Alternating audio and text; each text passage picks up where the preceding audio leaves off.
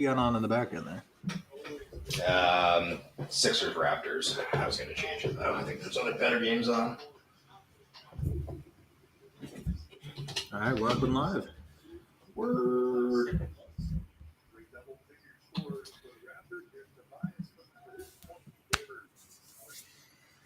All right.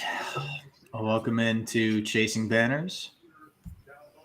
I'm Nate. I'm Jackson. Welcome back. Today, we're going to be breaking down the Big Ten, diving into the ACC, giving a little bit of preseason analysis. We are days away. It feels so good to say that we are days away from the regular season kicking off. Monday wait. can't come quick enough, man. No kidding. I mean, we got the little teaser in the NBA, but it just does not scratch that itch. I am ready to go. I agree, man. It's just not the same. You know, there's something special about it, which is why we're doing this. That's why we're talking preseason. And even, I mean, my mind is right there because I'm scrolling through games right now trying to find something to watch. I see Wake Forest versus Duke. I get excited. I'm like, wow. No, it's football, of course. I mean, it's stupid to think otherwise, but I've just got by that so many times, especially on ESPN Plus, because you click on something and like you're like, oh, you know, UNC is playing NC State. This is going to be a great game, and it's like, you know, men's volleyball. Fuck. We're almost there. Monday, there are too many games, so we at least have that. There can never be too many games. There may be. What is 181 games, and I won't be tuning into most of them. Speak for yourself. I'm excited. Yeah, man. Let's see. What game are you excited for? Malone versus Kent State. Mm-hmm. Big Kent Cornell State Lehigh. Actually, that one's not bad. That was actually pretty good. But yeah, you know, I picked the Ivies. I was just scrolling through. I could really scroll through and find you some, but then we got good ones. What is it? USC versus Kansas State, which, that's the way to start off a season. I mean, that's a team with crazy upside, crazy young talent, and a team that has a big old question mark, but a good old coach. So, yeah, excited for that one. It's wild to see those like really, really competitive games early in the season because those are things that people are going to talk about come March. Take some ballsy AD, that's for sure. It really is, man. Like, as a coach, you got to be really confident in the team you're bringing in. Because I've seen a couple of these schedules as we've been doing these researches, and there are some teams who have just a cakewalk of there's a big conference schedule. I mean, you know, Monday will be easy. Wednesday, Friday, some teams are diving in. But today we are diving into the ACC and the Big Ten. Two conferences. You want to hit a little news first because I think we got to bring something up. R.I.P. Bob Knight. Big time. Legend in the NCAA. I'll drink one up for him. Honestly, I mean, as much as we lost a legend, we also lost just an all-time asshole. And, you know, love him or hate him, he was electric. He was must-watch TV. You got a favorite Bobby Knight memory? Not even memory. It was a little past our time, but you got a moment. I mean, how do you beat the chair? I mean, it's iconic, right? The sweater, dude. Have you seen the his TV show when he invited on the Purdue AD? No. Well, Purdue AD turned him down, so he welcomed Jack. Didn't say his last name, but just, you know, alluded to the fact it was ass. It was a donkey in a Purdue hat. It was fucking great. I mean, he was just before his time, trolling, and I mean, a lot of coaching in college basketball wouldn't be the same without him. For sure. You know, again, love him or hate him, he brought that passion, he brought that intensity. You know, he'd hit you one day and then go to war for you the next. So definitely be missed. Indeed, definitely an icon, and sad to see him go. All right, getting into it. We're getting into it. Unless you want to talk on the weird news coming out of Louisville. Oh yeah, I guess we can hit that up. So you want to hit me with a quick recap of that? So Louisville plays a preseason game against a D2 school and loses. And post press conference, talking to the coach, says we need more out of our guys. Could have phrased it a little bit better. Comes off as kind of like, they didn't show up for me. What's going on? News comes out yesterday that he punched one of his players and that he was being dismissed and that they were bringing on an interim head coach. And then it comes out today that the physical violence was actually not true and was a rumor perpetrated by some of the students at Louisville who wanted to oust him from his coaching job. So that's a great. I don't even know if they confirmed it was students. It was quote unquote a group of Louisville fans. So I'm imagining like, these old ass boosters at a diner, like, let's get Kenny out of here. I mean, the other favorite part of the story is in that press conference, he called out one specific player. I can't remember who it was, that he needed to step it up and get more rebounds. He played him for 1 minute that game. Yeah. It's just like this is a dumpster fire. It's a lot to deal with. I mean, I can understand being frustrated, but if you look at this Louisville team, like, they haven't been good for a little while. You can't expect them to be this prolific team. I don't think you can put it all on the coach. There's an aspect of recruiting, and there's an aspect of the NIL is starting to play a bigger factor, but there are other ways to voice your your discontent with the program. But low-key, kind of love the espionage. It's such a weird take in college basketball. And it's so strange, especially in a premier program. I mean, other than, their vacated title, this is a program that was relevant for a solid decade or two. Yeah. I mean, you've got, I guess they're vacated now, but you had Patino, who just basically cemented his legend as one of the all-time greats. Can't even talk about it. Don't even talk about it. We're going to scratch that from. We're going to edit that part out. And we're chasing banners, except for vacated banners. Those are burned banners. Man, and I guess that leads right into the ACC because we're going to talk about them a little bit today, and they're not going to be good. Spoiler alert. I don't know if we have much about that. Don't know if we have much there. All right. Today we're gonna run through our rankings here. We got a lot to talk about, and then we're gonna loop back and highlight some teams that we really want to call out. Starting from the bottom. I mean, Jackson, you want to kick us off today? So, I think this may be a surprise. Louisville is not going to be the worst team in the ACC. I think they're going to settle it down a little bit. They have a decent recruiting class. The worst team in the conference is Notre Dame. What a fall. I mean, they used to be, a contender at the top of this conference. I don't know if they dug everything into football, but they are looking weak this year. I mean, they lost, their top 7 scorers. The only person they kept was Matt Zona, who averaged 1.7 points a game. They're bringing, I still don't understand this. This is another thing we should talk about. What is with this is a Big Ten talk. Sorry, I'm getting mixed up with all we're talking about. Big Ten, they just transferred to other Big Ten schools. But we got Najee from Penn State. We got Roper from Northwestern. These aren't guys that are going to change the team. This team's going to be bad. Mika Shrewsbury's going to be fired mid-season. I mean, this is a bad team. I am going to slightly disagree. I've got Notre Dame at 13. I think they're going to give Shrewsbury 2 years because that's how long it took for him to turn around Penn State, and everyone is just like losing their mind over what he did at Penn State. But yeah. Nothing to see here. My bottom is obviously Louisville.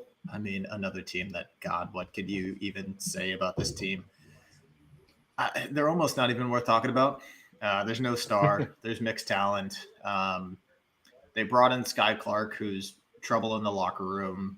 Well, he was the rumored altercation with Kenny Payne. He's honestly one of my least favorite Which guys to watch. I did believe for a second, but I think he's just he comes with such an ego, and he was like nothing in Illinois, and he just kind of expects to be that guy. I never understood that transfer. I don't think he's going to be here. He's a guy I will never actively root against, but like, I think he needs to take a long hard look in the mirror. Emmanuel Okafor, kind of a cool name to see, but that's about it. All right, you just want to cook through these. There's a few teams that are just kind of sitting around the bottom here that I don't think there's much to talk about. You just want to cook a few. Let's hit them. A little revisionist history here. We got the other day. Boston College did not, in fact, lose to a high school team. Can't believe I didn't do more research on that one. It just seemed like a big old juicy piece of fruit that I just bit into. They've been bad for a few years, but they're not that bad. So I do have them near the bottom with Georgia Tech. But there's not much to talk about here. Let me get these. Oh, I do have Louisville at 13, though. Yeah, you got Louisville at sorry, they're 15.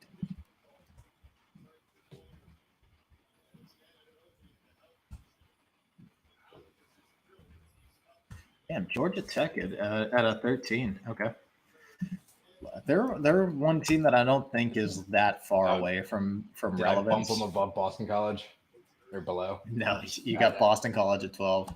Yeah, I mean, I kind of tiered this conference because we got bad, we got pretty bad, and then we finally get into some good. I have Georgia Tech and BC right around the same area. Not much to talk about there. And then just kind of moving on, I have FSU and then Syracuse. I mean, again, step above BC and Tech, but they're just not there. Boeheim is pretending to be Miami's coach, so they don't really have anything to stand on. It's going to be another tough year for the Orange over there. Yeah.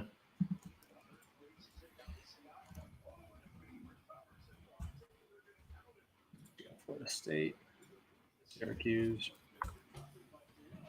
Let's see. I've got Georgia Tech coming in at 11. Like I said, maybe a little bit of something cooking, but still nothing coming in. Q's also just full rebuild. You got a new coach. Switching from the famed 2-3. It's finally dead. They're moving to man offense. They're probably finally moving into the current era of basketball. But they're lacking a few pieces to make them relevant. And I think that was one thing that was, they were so behind that it almost messed teams up, especially come March, that now they kind of lost their identity. It's going to be weird. Yeah. I don't know if I agree there, but it's just such a weird, I'm not saying it was great, but it was the identity. That's for sure. It was. Yeah. I mean, well, that's, I can kind of respect a coach who comes in and cuts his own history. Like he's like, this is my team now. I'm going to not just do what they did. And we're going to get into this a little bit when we talk about UNC, because that's one of the things that I'm kind of wondering with the new coaching direction is it's not really a new coaching direction. It's kind of just like, well, I've been given UNC and this is the way that Roy Williams always did it. So that's the way that I have to do it. And that's not necessarily the way that you coach, right? You work with the pieces that you have and you develop your own. You don't just copy paste and try and do what everybody else does. So I can kind of respect a guy who comes into a league. Did you say John Shire? No. I basically did. Yeah. I mean, you kind of. I mean, and you're not wrong with that one either. But sorry, go ahead. No, I mean that's all I had to say. Hughes. I love that we can call him Big Red. It's kind of a cool nickname. So looking forward to that one. One interesting one that I do want to touch on is we both have UVA fall into the middle of the pack here. They're a team who's been historically pretty dominant in the ACC. An interesting team coached by, arguably one of the best in the ACC. I'm curious to hear your thoughts on what's going on with Tony Bennett's squad there, because they've got a few pieces that I wasn't totally grossed out with. Yeah, I don't know. I think we see a little shuffle in the ACC. I feel like some of these mid teams are finally kind of finding their groove. They have some older talent. I feel like Virginia just didn't really find what they needed this year. I don't know these two guys out of St. Thomas and Merrimack very well. These are two very small schools. Merrimack was one of the worst schools in D1 last year. They're older. At least Minor is older. Hopefully, he can step into that big man role. But with the big old question mark there's really not a lot of pieces. Reese Beekman will be the team leader. He will be, all the offense will be running through him, and they need it. I just don't know if they have that defensive formula that Tony Bennett is born on. It's a big old question mark, and some of these other teams I feel like at least have a stronger base than Virginia. Yep. I can totally agree with you. I think that's kind of my biggest thing is, he's lost 5 of his 7 scorers. They lost their top rebounder. I didn't realize they were ranked 277th in scoring last year, which is ridiculous. They're really going to need somebody to step up, and I just don't think that they have the guy this year. I don't think they have the talent. KenPom has them at 54th offense this year. I mean, I don't see this team making that jump. I don't get that, but I don't either. Maybe the only guy I can see is McNeely shooting 39% from 3, but he's not a leader. He needs to show up. They got a couple transfers who maybe might develop in the front court. A guy from Oklahoma, a guy from Merrimack, but Andrew Rode I've seen a lot coming from St. Thomas, a D2 school, but we've talked about how difficult that jump from mid to high is, but a jump from D2 to D1 is oh my goodness, that's a big leap for talent. So I think it's an adjustment year. I don't think they have the pieces to make it happen. I couldn't agree more. I think the question is, does UVA sniff the tournament, or are they an NIT team this year? With this year's NIT changes, they're a prime NIT team. Yep.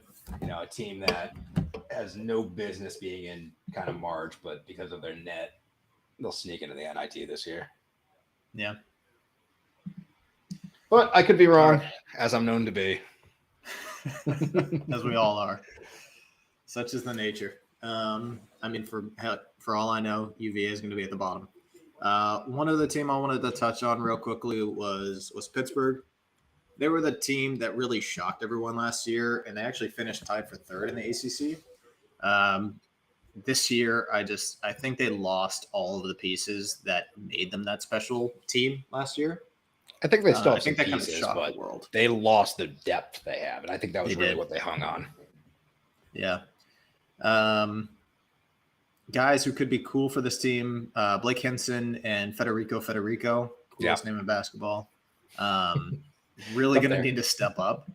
But man, they just have no backcourt, and it falls apart. So I think it's going to come back. It's another team with 2 transfers, with Leggett and Austin, where I don't know. Rhode Island, High Point, who knows who these guys are. They're going to have a great front court, but who knows what that backcourt's going to be. Yeah.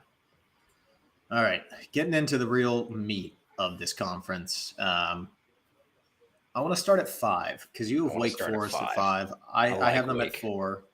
I like Wake too this year, and I'm curious to hear your thoughts here. Yeah, I mean, they lost their leading scorer, Appleby, but they still have just so much wing depth.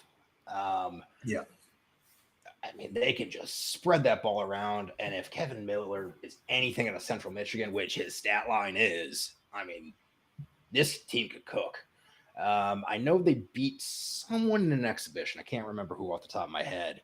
Maybe they showed up, but I think they're a team that can just they're like the pit of last year. They're going to hang around. They're going to, one of these top 4 teams, they're going to take out at home. It's going to happen. Yeah. For me, I think they've got a lot of interesting transfers here. We've talked about transfers are going to be really important this year. Gonzaga boys, yeah. They got the pair from Gonzaga, Hunter Salas, and I'm hoping beyond hope that Efton Reed can get eligibility because he's a 7-footer from Gonzaga who is just crazy Make an immediate talented. difference. And that's why I didn't mention him. He's in a big old red at the bottom of my list. Just like, who knows? But he's one Because of those he guys will that get you see instant playing time. Yeah, he was stuck behind Timmy, and like I'm so excited to see him play, but it's Yeah. just like, come on, man, he's can't do anything. No. They got Damari Monsanto coming back from that torn patella, but he was a big difference maker for them.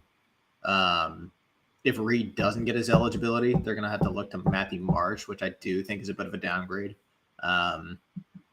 Doesn't really play a ton of offense, needs to work on his rebounding abilities, but I think he's a big body at least, so he could plug and play. But this could be a different team if they get some eligibility. Absolutely, it could be. I think Steve Forbes is a pretty good coach. Interested to see what he can do with the squad. Yep, I agree. I've got UNC at 5. You've got them up at 3. Why don't we dive into UNC a little bit? Because this is going to be a really divisive team this year. It's going to be really interesting to see where they actually do finish out. Everybody wants to talk about Armando Bacot. He's going to be all ACC player for sure. Absolutely. They've got Cormac Ryan from Notre Dame, who everyone's really excited about, transferring senior, bringing in a bunch of offensive talent. He's great at stretching the court. They also bring in Harrison Ingram.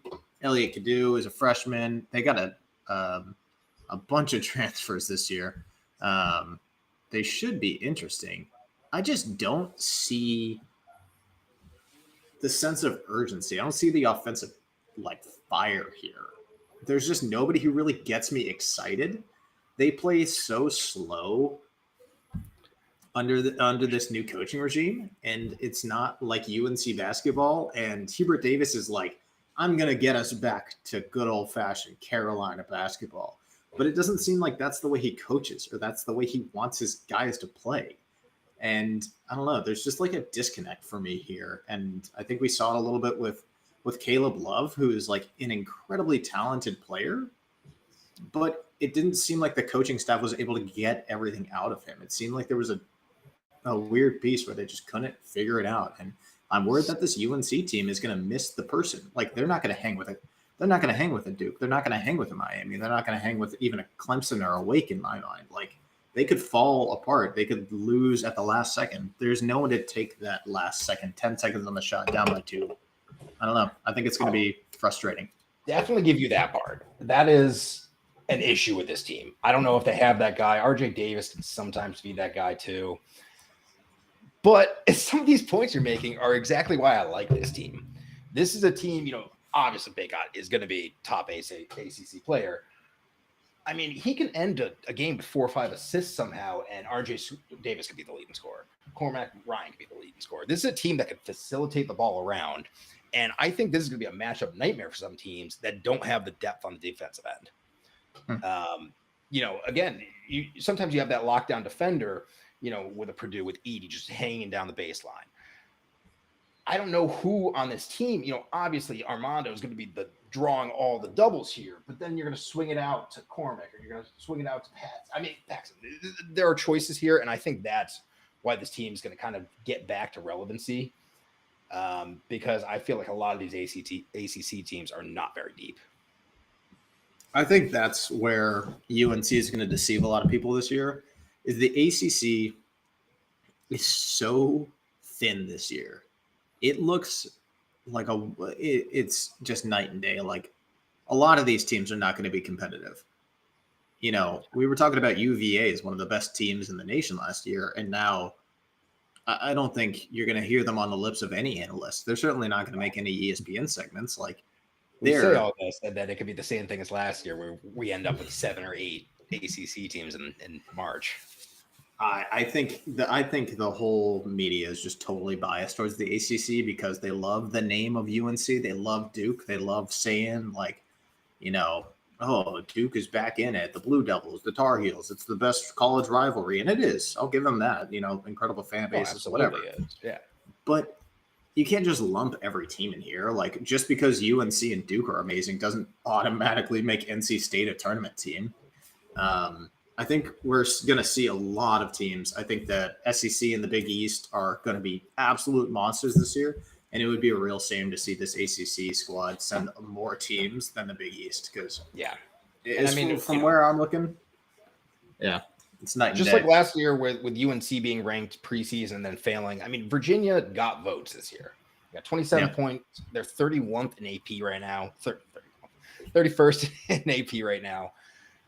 That's scary because that's going to mean something at the end of the year, even if they don't have the resume to prove that. Which, again, we'll save the rant for another time. I don't think preseason rankings should have any standing at the end of the year, but they do, and it's another ridiculous. For another nonsense, day, I guess.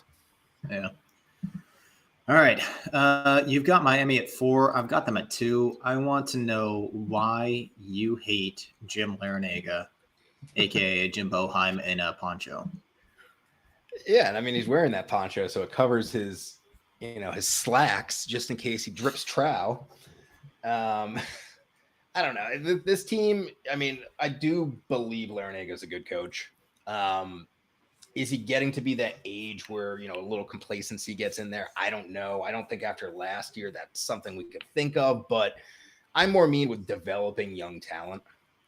And, they do have 4 new recruits. I don't know if they're going to see much playing time. They lack the depth that I think they had last year. Isaiah Wong, Jordan Miller, both gone, but, they still have Onward and Pack, Wooga, so they still have a lot of talent here. I just think they almost have a target on their back just with how much noise they've made the last few years where, come away, come an NC State, Virginia. This is a team they're circling that they want to beat. And I think it's going to show an ACC play that I just don't know if they have what they've had the past few years. That's fair. I can agree with you. Depth is definitely going to be an issue with this team. I think you've got kind of a younger squad, like you're starting 5 juniors this year, and then you've got sophomores and freshmen rounding out your bench. A lot of inexperience coming off the bench. You'd love to see a little bit more depth here. But that trio of Pack, Omier, and Poplar, I think, are bigger weapons to me than a lot of other teams have. And they've got the outside shooting to stay in some of these games. Pack bringing in a 40% shooting percentage from 3, that's phenomenal. They can continue to develop that. Omier averaging a double-double. Poplar, strong game. Love that mid-range. Love that he's one of those guys who can score at every level. I think that they're talented enough to keep them relevant here. Maybe I've got them a little bit too high at 2, but I do believe in the talent of Jim Larinaga. There's a reason they were first in the ACC last year.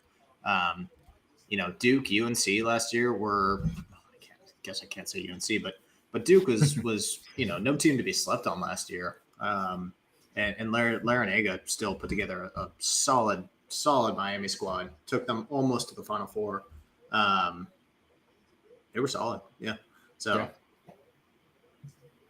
I can see it happening again this year. All right. The next one I wanted to talk about, moving up the rankings, it's Clemson. Yeah. Clemson, we're both very high on, 2 and 3 respectively.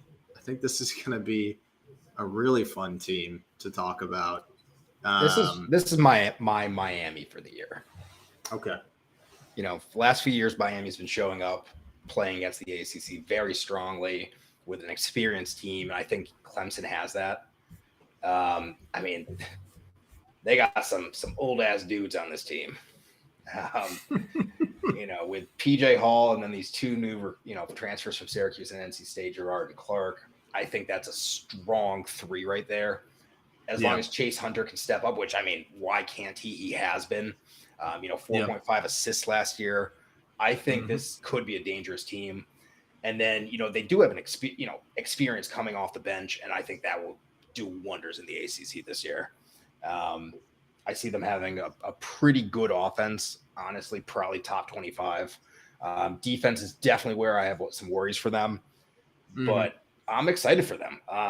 It just seems like a year where, as we've said, the ACC is a little light. If you can beat these bad teams home away and just sneak out a few of these away games against these mids, you're right there in the running. And I think Clemson can very easily do that. I agree. I think they've got some. I think I wrote in my notes that PJ Hall could be the ACC Player of the Year, and then I wrote lol. Yeah, well, I mean, we all know who it's going to be, but in a world without Kyle Filipowski, like PJ Hall could be that guy, averaging 15.3, 5.7 rebounds. Like you're just giving it to Flip like that. It's not. I kind of am. Like, what are you going to give it to Proctor? Like, we'll talk about Duke in a minute, but no, I think it's a pretty. I mean, I think that there's pretty much a 4-man race here, and I think PJ Hall's very much in it. You think PJ Hall? Kyle Filipowski got hip surgery, and he can now literally turn himself into a rocket ship and fly out of the stadium. All right. So we're going for most valuable player. Duke has a lot of value on that team. PJ Hall could just be that guy for Clemson, and that's more what I'm saying. If we're talking about how much of an impact you make on your team, PJ Hall absolutely should get that, but it's not. Like, the ACC Player of the Year is just not that award. There should be an award for that, but it's not that. PJ Hall would definitely. I always get a little confused by these, what they actually mean. He's going to play. He's going to make a difference for this team. He's going to keep Clemson relevant in these games. I want to see Chase Hunter step up because, giving the ball to a big man with 10 seconds on the clock is not the easiest thing to do. And I keep bringing up all these late game situations because I think that Clemson has the power to stay in these. They're not amazingly talented defensively. They're going to stay in there because their offense is going to be efficient. They're going to be able to put up points. But I think last year they were third in points allowed, and they lost a couple pieces. So I'm worried that they're going to be able to stop people defensively and stay in those games that are really tight. This is a talented team. You want to see that they're able to close. And that's kind of going to be the big indicator for me for Clemson is, are they able to close those games early in the season before ACC starts? Yeah. I just, I look at their team. They lost Hunter Tyson, their leading scorer last year. Yep. PJ Hall could step into that role. Like, I think, better. I think he can be a better defender. I mean, he has 2 inches, some weight on him. And, I think we both said if Chase Hunter could step up, 4.5 assists is nothing to scoff at last year. No, it's not. Again, a player that I think can be exceeded this year. So I'm excited for this team. If it wasn't for, the big looming giant on the mountain that is number 1 Duke, they could be in a conversation because I do think the rest of the ACC is open. But obviously, getting into Duke, they're looking good this year, man. Yeah, they're looking good. I hate to give it to them. You look up and down this roster: Jeremy Roach, Kyle Filipowski, Tyrese Proctor. These are names that are going to be talked about up and down college basketball as the best team. Everyone is anointing them, number 1 overall. And I can understand, or not number 1, but like I can understand why they are in conversation for one of the best teams in the nation because they've got talent oozing out of every orifice. Especially when I start looking at teams, one of the things I look at is, with transfers and people leaving, did they get better or worse? Yeah. And this is a team that just so easily, they kept their top 4 scorers. Yeah. They lost Whitehead, and then they got 4 top 35, top 35 recruits. I mean, that's crazy. Mm-hmm. This team got better, and at the end of the year last year, they were a good team. I mean, they started turning it on. They started getting together. Unfortunately, for my fanhood, John Shire probably is that guy. Are you buying that? I still think there's a Wizard of Oz, like Coach K situation going on here where, up in the booth with Dickey, he's just behind a curtain, just controlling Shire. I can see it. I don't think there's that going on, but I do think he's heavily involved with recruitment because I know obviously Duke is that school. but these recruits they're getting, I don't think you get with just Schreier. Yeah. So, and I mean, they just landed another recruit today. Also, I don't know if you saw that one. I forget who it was, but I had to close it. I'm so sick of hearing all that shit. On top of Cooper Flag, it's just superfluous at this point. Like, I'm there almost must be positive that something the he's 1 and doing. 2 centers next year, which is just stupid. My God. Well, what's going to end up happening is these kids don't get playing time, like, and then they're just going to transfer out. Yeah, but honestly, Duke is still that school. You know, none of these other schools have been able to do it. You know, Kentucky, all these other one and done schools, but Duke still has this way where, you know, all these guys stayed this year to play another year. Mm-hmm. And I think, you know, these new guys are going to do the same thing. It's just kind of, they're buying into kind of putting themselves into this program and not just using it as a stepping stone, which I think is pretty rare, especially for these top teams. So there's very little stopping them. I mean, they got a tough schedule. They got some big games, but for sure, they got talent. They do. Shire's got to do something this year. He's got to go to the Final Four, or it was a disappointing season. You think so? Like, well, are you saying by your standards or Duke standards? By my standards. Really? No. If he doesn't make the second weekend, I think it would be a disappointing season. With all the talent you have on this roster, like, I'd still give him another year. I think as long as you win the ACC, you give him, you know, a little pass, because I do think, you know, as a younger team, unfortunately, they just are one of those teams that could be at risk of an upset come March, just because of some lack of experience coming off the bench. But I guess so. But like, I'm just saying, you know, if they happen to lose second round, I don't say that's a failed season if they win the conference championship and win the ACC. But that's the conversation you have, is like, if you don't have the coach who's able to develop the talent late in the year and like be there, like, you know, is he the guy? I don't know. It's a conversation that I'd like to have. It seems like with all the talent you have, you don't have to put these freshmen in a situation where they are required to step up and lead the team immediately.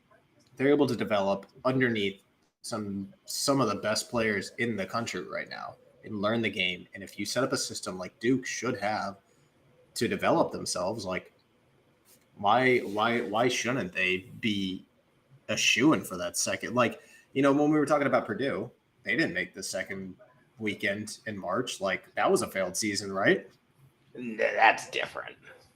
How is that different?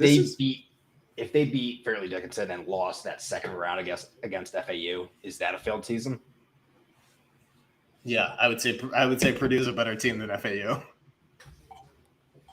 Well, I know, but still, is that a failed season? No, I think we're getting. This is one of those issues that I have with the NBA, where, you know, and as a Celtics fan, I'm one of these people that's annoying with it. You know, we only talk championships. You know, last year was a failure because we didn't get a championship. But was it? You know, this is one. You know, if you win your conference, if you win 27 games, 28 games, I mean, isn't that a good season? Like, you know, I think, as long as you come into March, and I do think you have to win that first game. Yeah, and I do agree. First weekend is always nice to get out of, but I can't say that like Purdue was a failure last year. It was an embarrassment, that's for sure.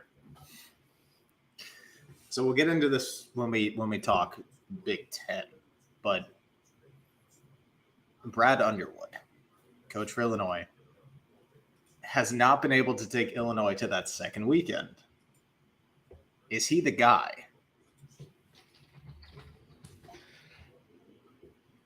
Well, what's their, you know, this is kind of the same thing. You know, I feel like the past few years, they've had really good regular seasons. So, yeah, he is that guy. You just have to get so lucky in March. There's a luck aspect, but, I mean, you could also just be UConn and win every game by 20. Well, yeah, I mean, not everyone could be us, man.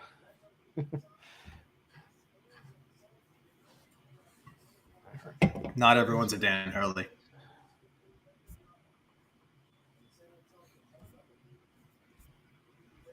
Oh, I can't find it. Either way.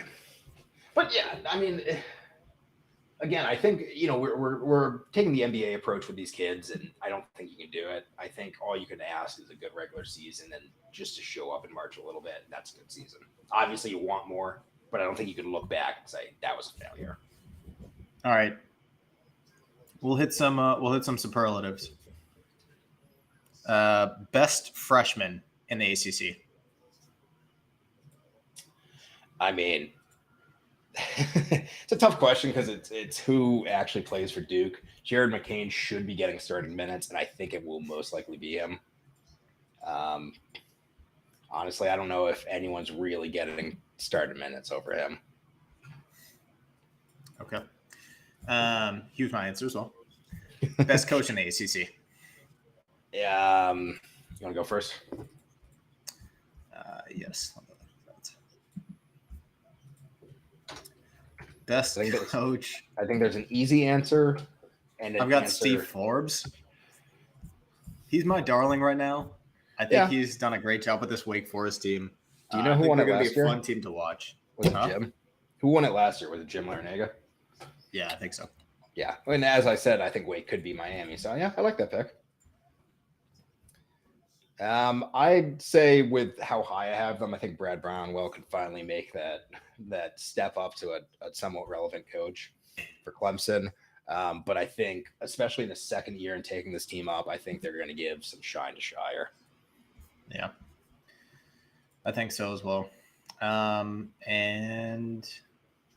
2023 was actually Capel from Pittsburgh. Yeah. All right.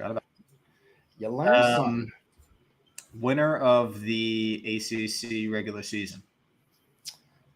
Yeah, regular season is going to be Duke. I think a lot of these teams are going to take a while to get cooking. Anyone who has Duke early in the season is going to be cooked. Winner of the ACC tournament. This one I'm going with Clemson. I think these tournaments are a shit can because Duke will come in as a 2 seed, a 1 seed, not really care. Clemson will be fighting for a seed up or something, and I think they have the depth to kind of surprise. Yeah, I can absolutely see it. Talented team, like we've said. I think my pick is going to be Wake. I'm going all in, tripling down. I think they've got some interesting pieces here. I think they can shoot. I think that's going to really develop over the season. I'm also banking on Reed playing. So yeah, I mean that's the game changer for them. Yeah, honestly, it's going to change all of my predictions for the season. I hope the NCAA gets their shit together, and they won't. Let's the boy play because we literally start season play in 4 days. So I mean, at this point, it's just ridiculous. At least tell him he's not playing at this point. What the fuck are we doing? Yeah, that's also my catchphrase for the NCAA. Just what the fuck are we doing? What the fuck? That's their tagline. That's their tagline. I'd love to get that on like a company T-shirt. Just what the fuck are we doing? What the fuck are we doing here? All right. Any closing thoughts on the ACC? No, I think we hit it. I mean, it's Duke's year. I mean, they got what they need, and we'll see if they can take it. It better be. Duke good, Louisville bad. Notre Dame real bad. Notre Dame real bad. I'm excited for Notre Dame. Oh, dude, I'm excited for them to be bad. They're more fun to. No, I hate Louisville. I'd love to watch them fail. All right. Jumping into a lot of people's favorite conference, the Big Ten. I think there's a lot to talk about. Obviously, there's some talk about, but I think we can. You want to get a few out of the way because I think there's some irrelevant teams this year. Well, we're just gonna do this real quick because I'm excited to talk about some of these higher teams, and I think we got to start with a team making some noise about midway through. But I mean, there are 5 teams where I'm just low on. You wanna start us off at the bottom here? Yeah, it's Minnesota. Eh? Minnesota, indeed. Do I have to say more? Yeah, I mean they're almost not even worth talking about. That's what I'm saying. Let's get to some good stuff. Let's keep going. Let's What do you keep got? going. All right, let me pull up my notes. This is when I shuffled all up. You want to get your next one in? I got Penn State coming in at 13. Nebraska coming in at 12. I'm a little upset that Nebraska is not going to keep going on. I think that they're going to have some fun games. Tominaga is just going to pull from 3 this year. It's his last year. But I just don't see the pieces coming together. Michigan, I don't know how this team is so fine with Juwan Howard just tanking their program. They're going to be absolutely This is the terrible one I wanted to start with. You wanted to start with Michigan? They went toe to toe with Kansas, or with who'd they go toe to toe with? Marquette, isn't that right? Marquette, yeah. They beat Marquette. They did. I mean, who knows? You know, it was a 4-quarter game. Things got a little iffy, but I think just because of that, I'm taking them in to the top 10. So wow, I have Minnesota, Penn State, Nebraska. I think those are definitely the bottom 3. 11. 11. This is where I get a little iffy.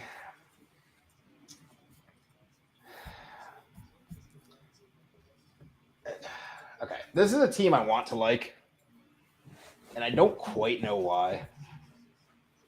But it's going to be a tough year for Rutgers. It is.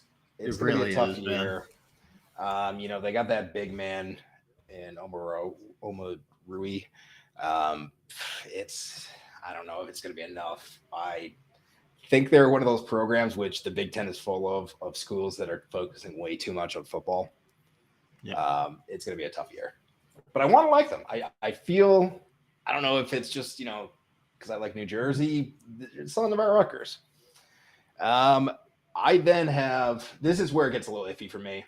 I want to read way too much in that Marquette game and put them a little higher. I think this is where I do put Michigan, but Michigan and Iowa are pretty eye and eye for me. Again, I don't think we really have much to say. You know, these are teams that lost a lot of scoring. And I just don't know if they really brought in the pieces to help. I do think Michigan brought in better pieces. Just getting a few SEC boys. You know what? Yeah. Put Michigan ahead of Iowa. I think they put together a slightly better transfer class, and that's going to help them out a little more. Interesting. Okay. Iowa, they needed to fill Murray and Flip, and they got a guy out of Belmont, a guy out of Valparaiso. That's not going to do.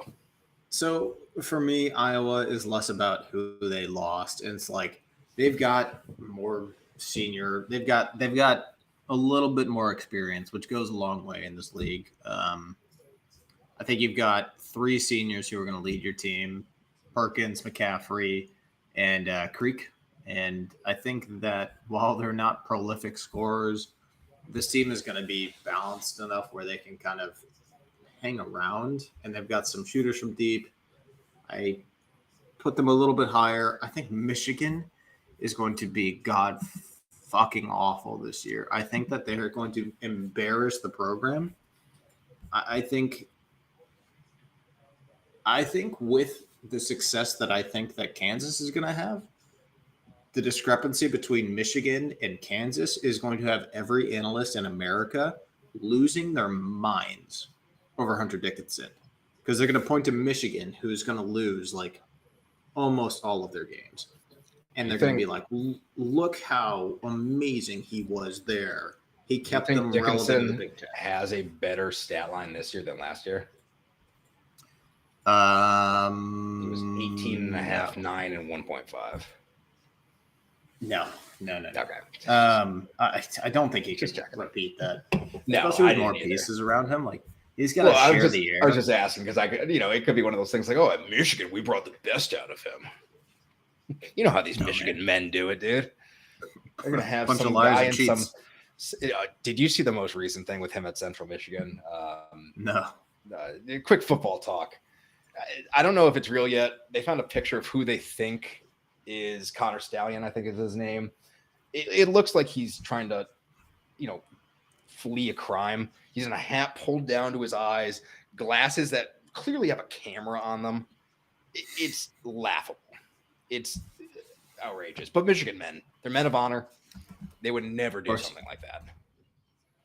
Well, no, they're better than us, so they get to cheat. Well, if you let Harborough listen to, if you listen to Harborough, then that's correct. It's not the fact that they cheated. It's that since they are higher men, they can take advantage of stuff like that. God, the Connor drop him back below Iowa. Dude, this photo is hilarious. You see it? Yeah, it's so funny. People can't. It's not comfort. It's also like I know Michigan fans are kind of saying like, "Oh, this rule's stupid to begin with," which yeah, I can kind of get that, but it's so blatant cheating. It's ridiculous. I'm almost respecting them at this point. That's where the Michigan men get you, dude. They cheat and then you fall in love with them. Oh, those slacks that Harborough wears.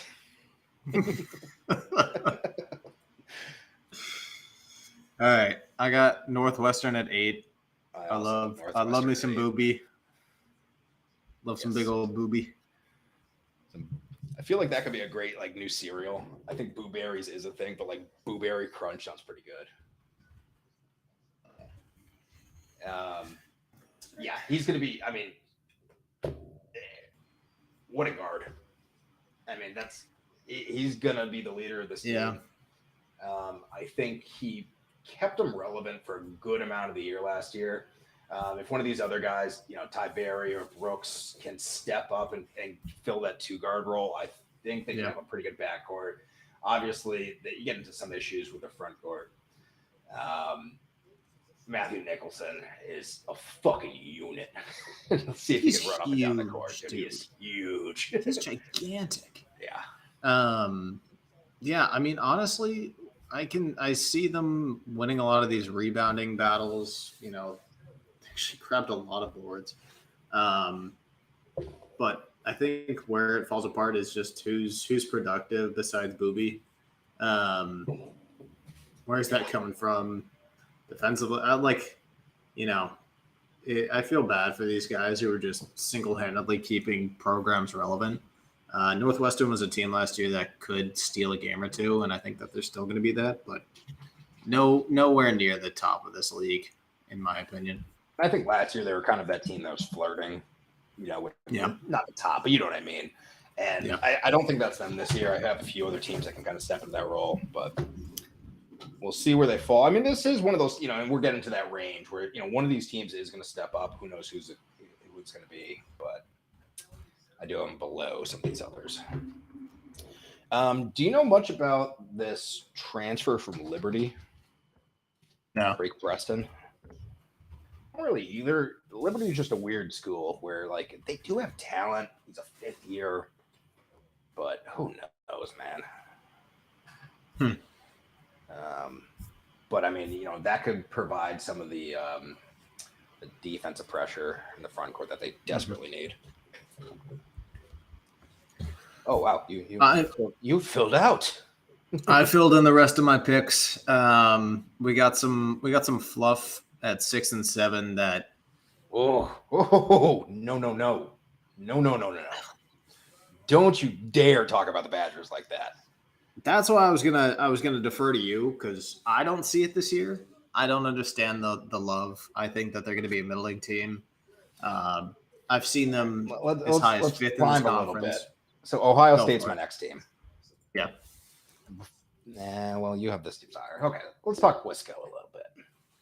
Talk Wisco. This is a team that last year was flirting with the bubble. I think they were pretty close to the last 4 out. And I think they even made some noise in the NIT, if I remember correctly. They returned their top 5 scorers. A lot of these teams just don't have the depth. They don't have the experience. And I think that's just alone to win them some games. I'm looking for, two guys to really step up and Crowell and Hepburn. I may be showing a bias here. I am a Wisconsin guy, but I mean, they really didn't lose much. And I think that goes a long way. I know we always talk about how good it is to get these transfers, but just having a team that's played with each other, I think will go a long way. I have them at number 5. Okay. Actually, I thought that was more of a statement. That's only 2 spots up. I mean, that's a bit of a statement. I've seen them up there, but like, I absolutely understand continuity plays, seniority plays, but like when you bring over a team that was just okay and you just keep them as just okay, like there is nothing that's driving this team to be better except just another year of experience. I don't see them. I think that is the drive. We were almost on the outside looking at last year. Now we have this talent. I think that's enough to say, this is our chance. We have those top 2 teams this year that everyone's saying, but we can beat these Indianas, these Illinois, other teams. But can they? Do they have that guy who's going to step up and beat like Illinois? I know I have them at 5, but Illinois on their best day is better than Wisconsin on their best day. TSJ and Coleman Hawkins are just. I want to talk about Illinois. I have Illinois better athletes. Compared to Indiana, that's the team that I have next in my ranking, and I think they are better than Indiana. Who I mean, they're returning no one. I know they're returning no one, but there are pieces on this team that I can get excited about. I think that Khalil Ware coming from Oregon, I think he's what made me rank them at 4, because if Khalil Ware hits, I think you're looking at one of the best centers in the country. I think he's going to be absolutely incredible.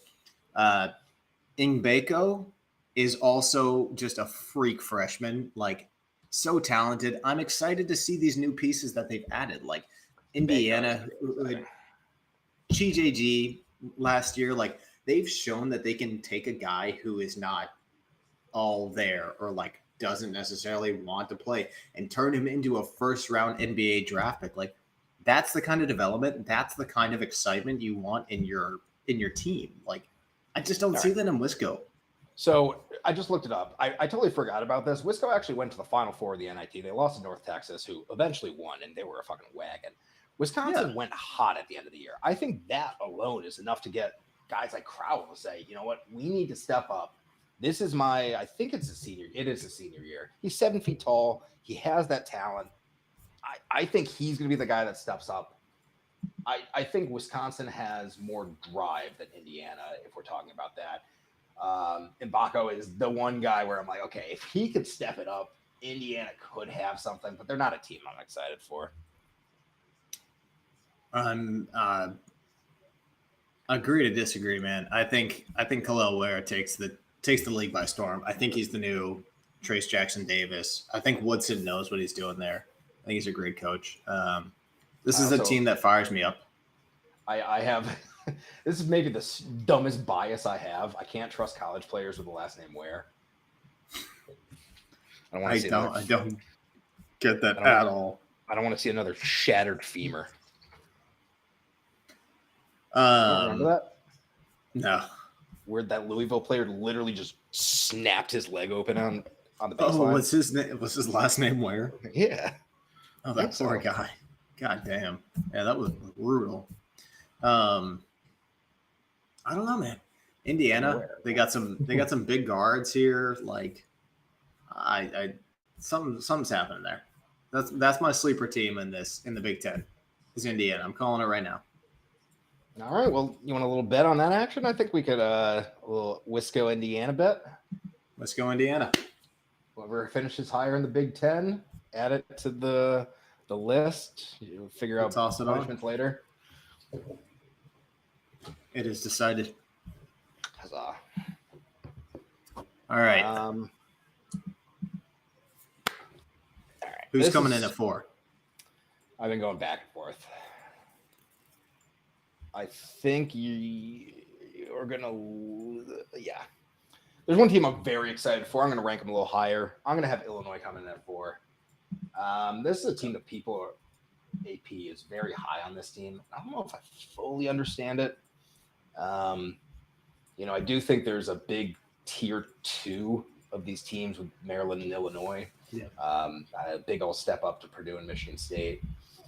Terrence Shannon's coming back, leading scorer. I think he's actually a 5th year too. I mean, that's great leadership you want on the team. You got a lot of young talent. And then they just have a lot of, big old question mark transfers. And that's probably why I'm a little hesitant to put them a little higher. Mm-hmm. I don't really know these guys. I don't watch a lot of Utah Valley or South Dakota basketball. Going to be this year. So I don't know. It's just a team that I just can't get excited for as much as I can Maryland. And I think this is Maryland's year to kind of take the step up. So they're a team that I'm really looking at. Yeah. Looking at Illinois, I've got them ranked at 5, which, as you've said, feels really low based off AP poll. People have them in the top 25, which is ridiculous to me. TSJ is an uber talented kid. He's, one of those guys who can, on any given night, put up 20, 30 points because he is that athletic and he is that kind of difference maker. But what he lacks for me is consistency. And that's what you want out of your stars. And that's my same issue with Coleman Hawkins. Like, he is so hot and cold.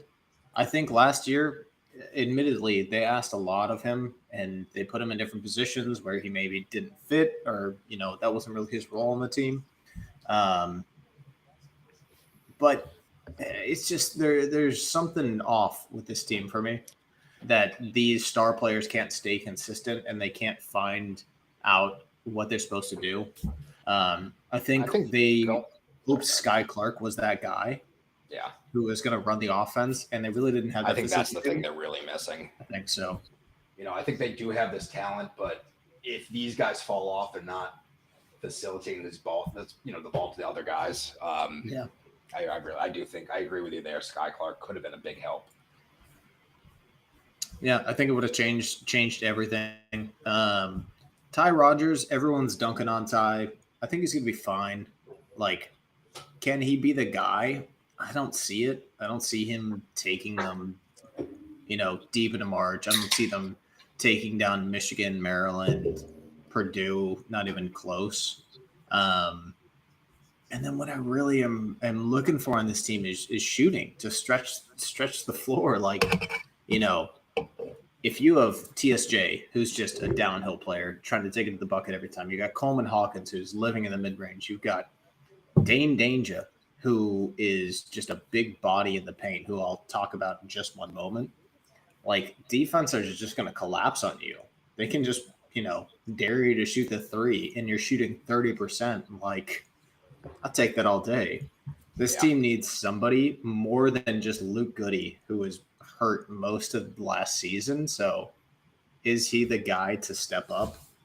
And then Dane Danger for me is just, he's a big body. That's all he is. He's nothing special, no disrespect to him, but he's not a great rebounder. He's solid with his back to the basket, but he's not going to step out and hit the 3. He's not going to hit a mid-range jumper. He just doesn't give you any sort of dynamic play. He's 53% from the free throw line. It's not what you want down in the paint. I don't know. There's just not a lot that I get excited about here. There's 2 uber athletic kids. Yeah. I mean, you're so right. I mean, there are 2 guys that, could very well end up in the running for, all ACC or all Big Ten team. I wrote notes on these teams, and this is, all the teams around them I have some decent notes, and this one I just pretty much skipped. You're so right. It's just like, I don't know. It's just nothing to really jump out and be excited for. I'm with you. I don't even quite know what it is. I don't buy that. They're better than the bottom of the Big Ten. I want to root for them just because they're boring. I don't know. Maybe I'll change once I watch them a little more, because I do know that game they showed up against Kansas, and I do know they got some hitters, but I got to watch them more because I just don't have that drive for them yet. It's a team that when they're on, but when they miss, it's catastrophic. And you can't have that as a team that wants to be at the top of your conference. Like, and we're going to get into three teams that I think both of us have, very high hopes for this season. I'm just assuming that this is your ranking for this top three. I have the same as you. I actually thought I was a little bit of getting a little tricky with Maryland there, but I guess not. I mean, I'll kick it off because I think this team does have the pieces to be really, really dangerous. Oh, yeah. I think you look at a guy like Julian Reese, who is going to be so talented. He's my and can be absolutely one of the top guys in the Big Ten. Jameer Young bringing back his almost 16 points a game is unbelievable. Where I think this team is really going to struggle, it's a lot of the same things that I said with Illinois, where, they are going to play a lot of downhill basketball. They're going to focus on getting as many bodies into the paint as possible. And they shot a really bad 30% from the field. If Kaiser, their freshman, does not step up and give them some sort of, threat from deep, defenses are just going to collapse on that paint, and this could all go to hell in a handbasket real quick. I mean, they got two freshmen. They got Harris Smith and Kaiser. I think if one of those guys can step up, that'll be huge. But I just think the duo of Young and Reese is going to be dangerous. That's a scary duo. I think, like you said, Reese is going to take a big old step up. Obviously, Young is the heart of this team. I think he can make this offense just her. Defensive side, we got, maybe some worries there, but I think they'll piece it together. I'm excited for this team. I think they, when you come in March, and I'm not saying they're a champion. I'm just saying in general, what you look for is, I think it's one of your rankings in the top 25 and one in the top 10. I could see them doing that top 10 offense with a, sneaking in their defense. Yeah. I'm not saying they're championship, but still, I think they can make noise here. Yeah, absolutely. I agree.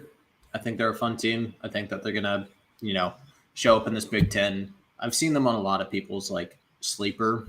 So this might not be a hot take. I've been trying not to eat as much basketball random content just so I have my own takes, and I thought I was cooking there. Sorry to burst your bubble, dude. It's all good, man. It's going to happen eventually.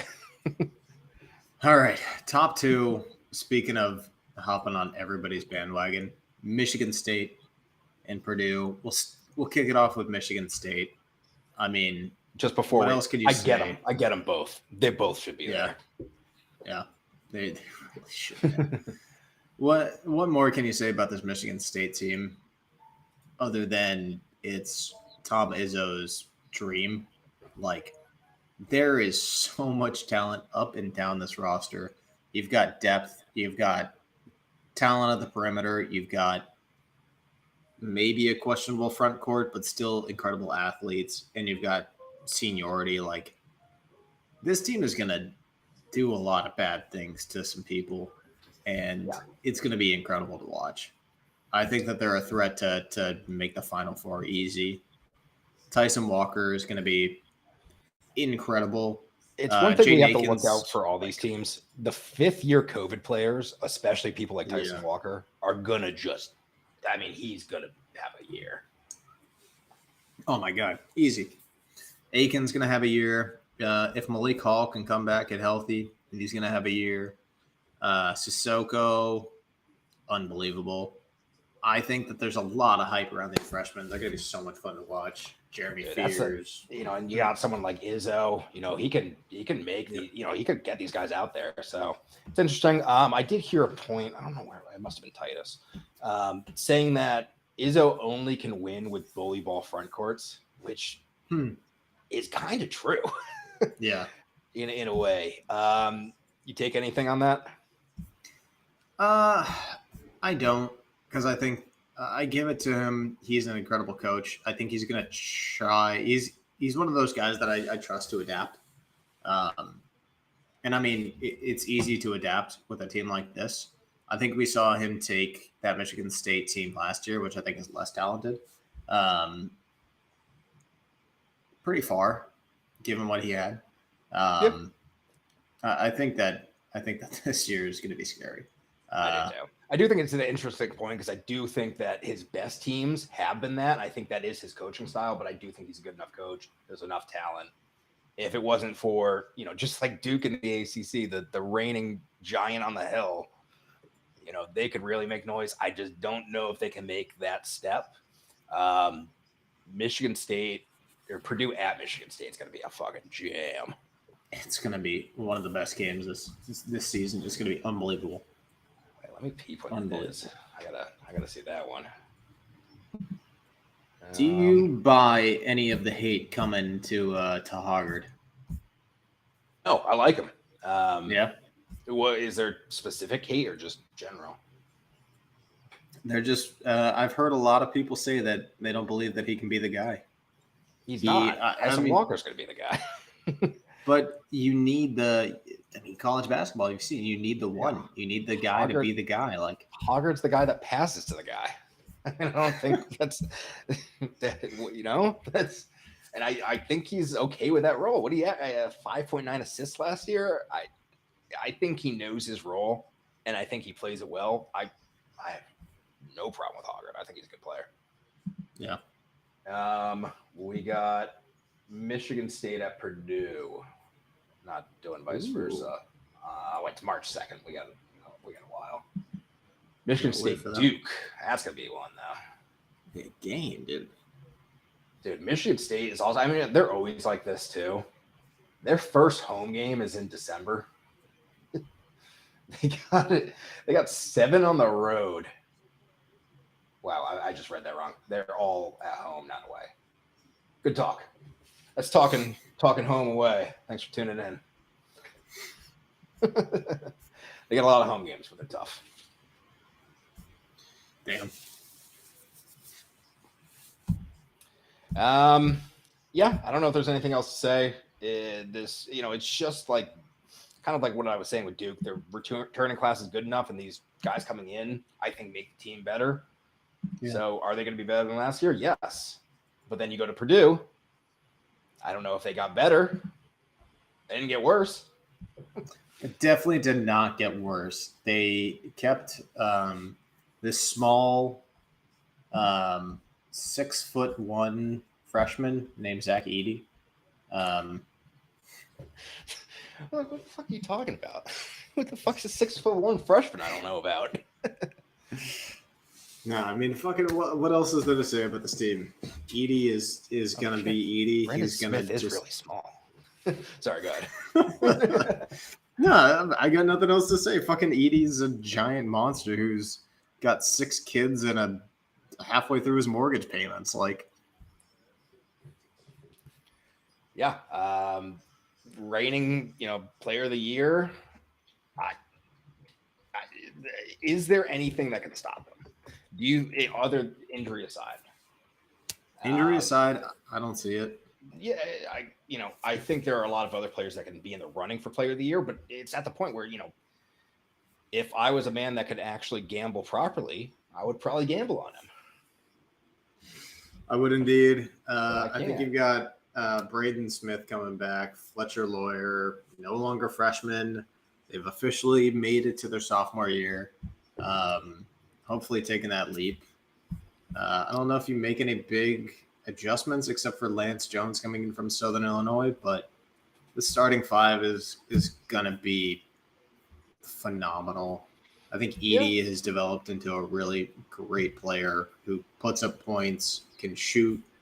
He's going to facilitate when they triple team him, which is going to leave literally everybody on the 3-point line open.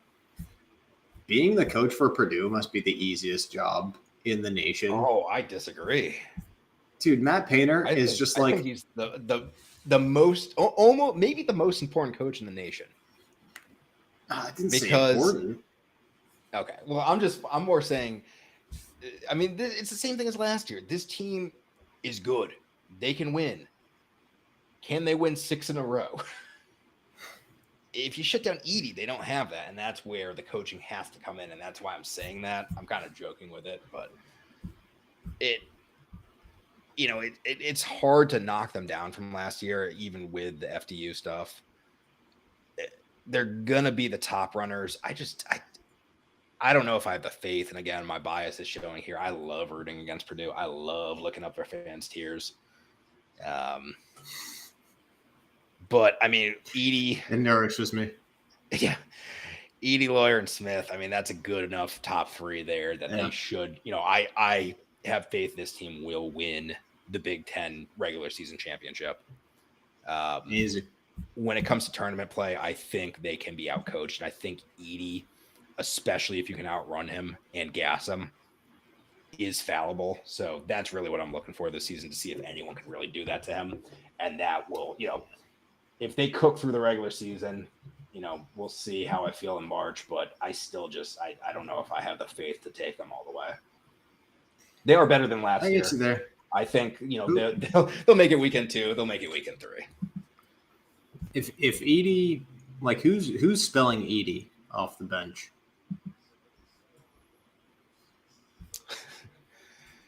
I don't know that written down. I don't know.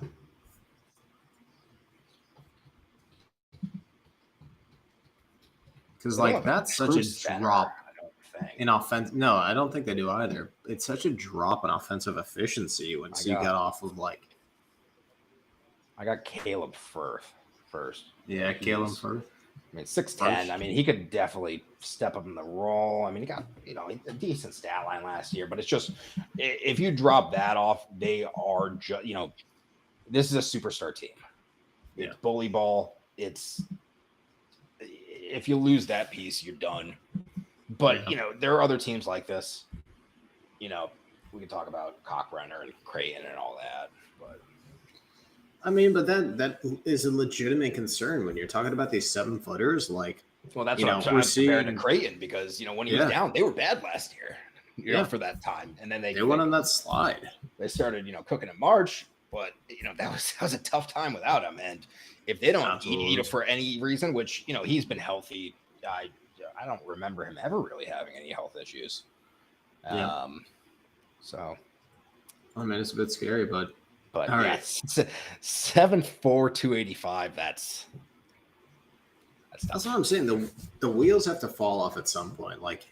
He can't stay healthy. It's just not feasible, especially with the minutes that they're going to demand from him to be that team. That's what I'm worried about, man. Yeah, we'll see. I mean, we'll definitely see. Like I said, though, I can't see them losing many games in the regular season to Big Ten teams. I can't either.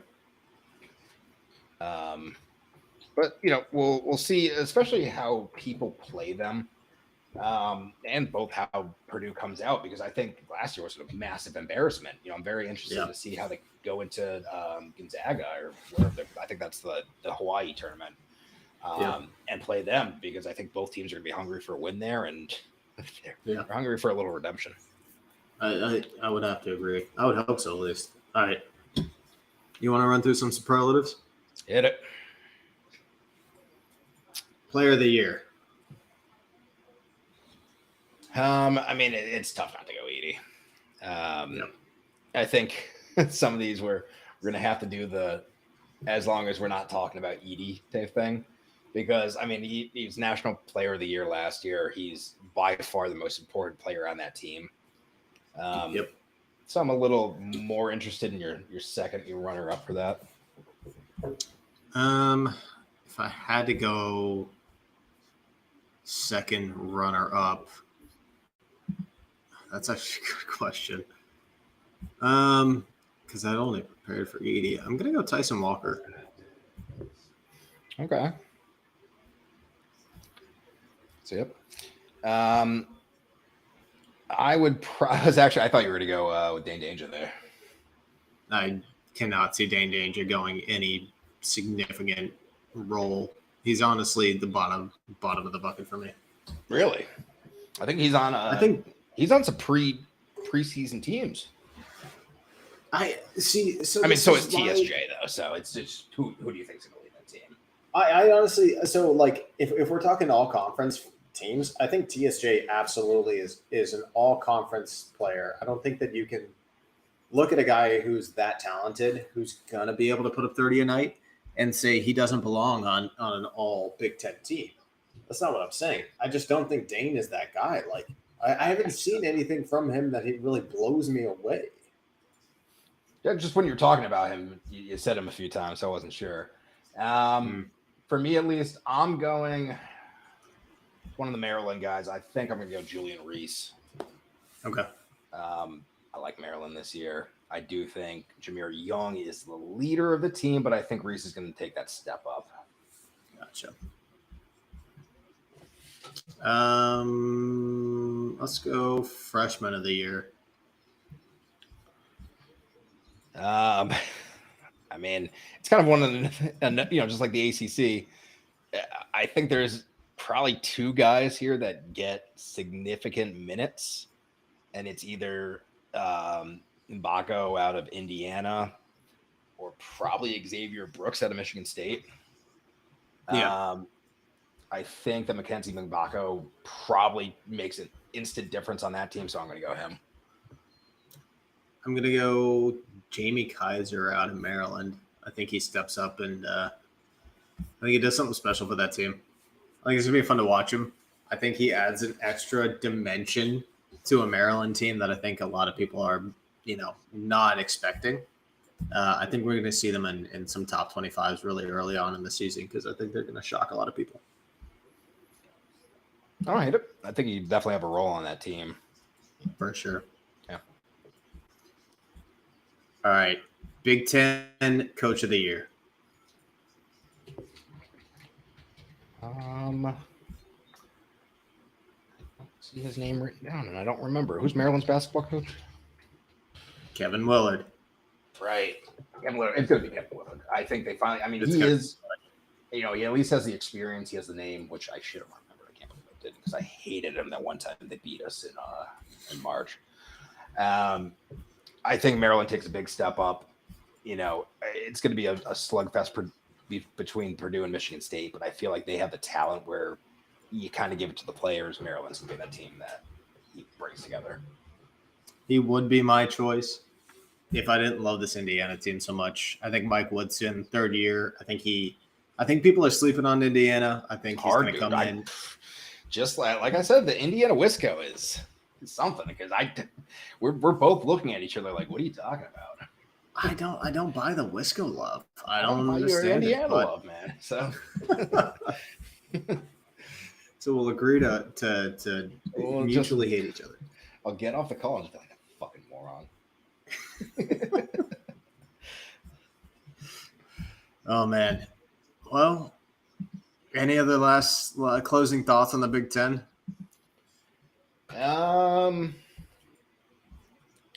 You think anyone can make noise in the conference tournament, or you think that's just Purdue's to win? I don't even think Purdue can win it. I think Michigan State honestly takes it.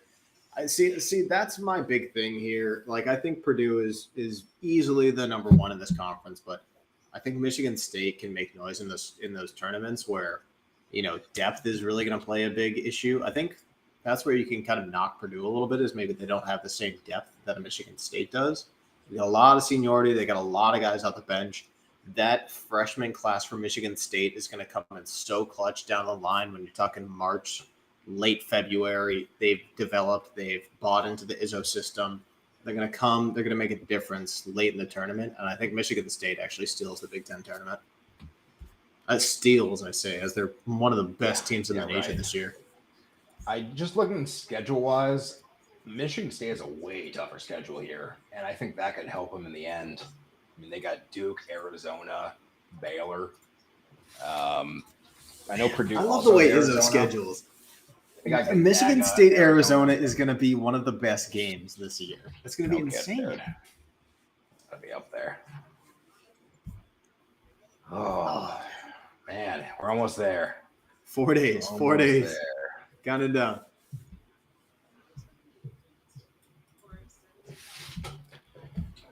All right. I mean, I guess that's the Big Ten there. I think we see a little little drop off with the tail end, but big should big. Big should big. Big indeed. All right. Well, who do we got left? We got the SEC to talk about. We got some mid majors that we're gonna dive into. A lot of excitement coming in this year, and then Sunday we're gonna do a preview of the games that are coming on Monday, and then Monday we're gonna have a start of the season stream where we are going to break down all of our favorite picks, maybe some sleeper games, some mid majors you might be sleeping on. Gonna be really fun. Cannot wait. Gonna be great to see some ball again, man. Yeah, again, I mean, NBA's hitting the fix a little bit, but it's just not hitting right. I need college basketball back. I got my itch. All right. I want to close out with one question. If there's one team in the AP poll top 25 that you think is way overrated, who is it? Oh, let's see. I was happily surprised to see that Mississippi State was not there, because that was like my I forget what the term is, but like if anyone had Mississippi State in the top 25, I instantly was like, okay, you don't know what you're talking about. Let's see, top 25. I think I've said this to you, but I haven't said it on air. I think we get SDSU taking a slight back seat this year. I think they are not going to be that team. So they're one I would actually drop. Other than that, I don't get Bama. I haven't really done my deep dive into the SEC yet, but they're a little overranked as well. How about you? Yeah. I think they're the only one that really doesn't make sense to me in these.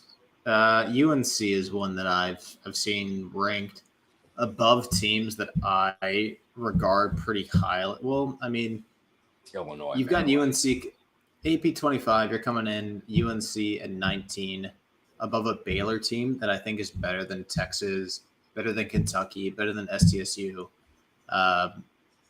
I think if I had to rewrite it, I'd put Baylor probably at 17, right behind Texas A&M.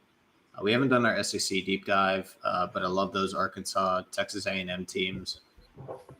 Kentucky, it's another year where I don't know if I'm really buying into the hype. I kind of think Calipari's over the hill. I think for a long time he was dominating an SEC that really couldn't fight back, and now that the conference is not totally focused on just football, it's kind of like, oh, maybe Kentucky isn't the best team in the nation, although they were for a long time. So. Yeah, we'll see. I mean, I watched a little bit of their exhibition tonight. They were cooking, but what can you really tell? It's an exhibition. Exhibition against a nobody. Yeah, I mean, those are some of my issues. I hope a Villanova can get up there, but I don't know if they're that team. Just looking at some of the other teams in here. Yeah, I think, really the 25 through 35 range, there are a few teams that I'm like, I really would like to see them in the top 25. Maryland, Auburn, even TCU, Kansas State. I do think Memphis is going to be a pretty good team, but they are considered a mid-major this year. So, we'll see. And I do think, every year we kind of get this where, the top 25 preseason is really who are the big good teams, but we're going to get those Charlestons. We're going to get those, whoever else sneaking in there. So I'm interested to see who those teams are as well. Man, it is wild to see the others receiving votes. Wisco 53, Colorado 49, St. John's 47, UCLA 47, Maryland 34, UVA 27. I mean, at this point, I guess it's preseason. You're just banking on teams who have been good to continue to be good, either through continuity or coaching. But there's some names in there that I just don't know if they keep rolling like they have been. Yeah, I mean, we'll see. And yeah, I don't know. There's a lot of question marks. And I mean, if we're really looking outside the top 25, why St. John's is 28? I mean, get off Patino's dick a little bit there. I mean, everyone's just dick riding Patino so hard. Like, I get it, but like, you can't just anoint the man like one of the best teams in the nation just because he's got the name. Boise State, I'd love to see come in. Missouri, I don't know if I get that one so much. Charleston love, dude. I don't get the Charleston love. I mean, they were that team last year. They were undefeated, but there's always that team, and it's not going to be them again. You know, I think we briefly off air talked about this. You know, who are these teams? It could be Liberty. That's the type of team that could, you know, end of the year conference play, go undefeated in their conference. It's not going to be Charleston. For sure. It's not going to be Charleston. It could be Drake. I've seen Drake get some love here. Yeah, I mean, we'll do a deeper mid-major dive, but you know, there are some teams that, you know, I do think mid-major is weird this year. We have some conferences where we have legitimately decent to good teams, and then the rest are just stinkers. So who knows how we even deal with that? I mean, yeah, because the AP poll they just look at an undefeated schedule and they're like, yeah, they're the greatest team that's ever been conceived. Well, still, I mean, they're not ranking them top 10, but like Charleston last year, they deserve to be top 25. Yeah. Well, I don't think they Mississippi snuck in. State They did what they needed with Mississippi State. Snuck in. But I guess I'm just. What do you mean they snuck in? They hung in there till the tournament. They were like a tourney team, dude. And then they got knocked out first four. They were a tournament team that didn't know a 3-point line existed. They played like they're in the 90s, dude. Honestly, back to the bat. I think like on their practice court, the coach came out with paint one day and just painted over and like, I don't even want you guys looking at this thing. The opposite of the Bama, where they're just like, you only take mid-range twos. Yeah, I think in general, I'm pretty, you know, I mean, Tennessee is, I think they do have the offensive edges here, but in general, I don't like these only defensive teams. So I guess I'm always at edge of Mississippi State. I see Xavier getting 8 votes. I don't know if I get that. I don't even know if I give him 8 votes. If I had 100 votes, I don't think I'd put Xavier with 8 votes. No, I don't think so either. Man, the coaches poll has some love for the Pac-12. Washington getting 5 votes, Oregon getting 3 votes. Well, you know, that's why I put Oregon a lot higher, is because I think there is a significant lack of Pac-12 in this top 25. Yeah. How do you only have 2 Pac-12 teams in the top 25?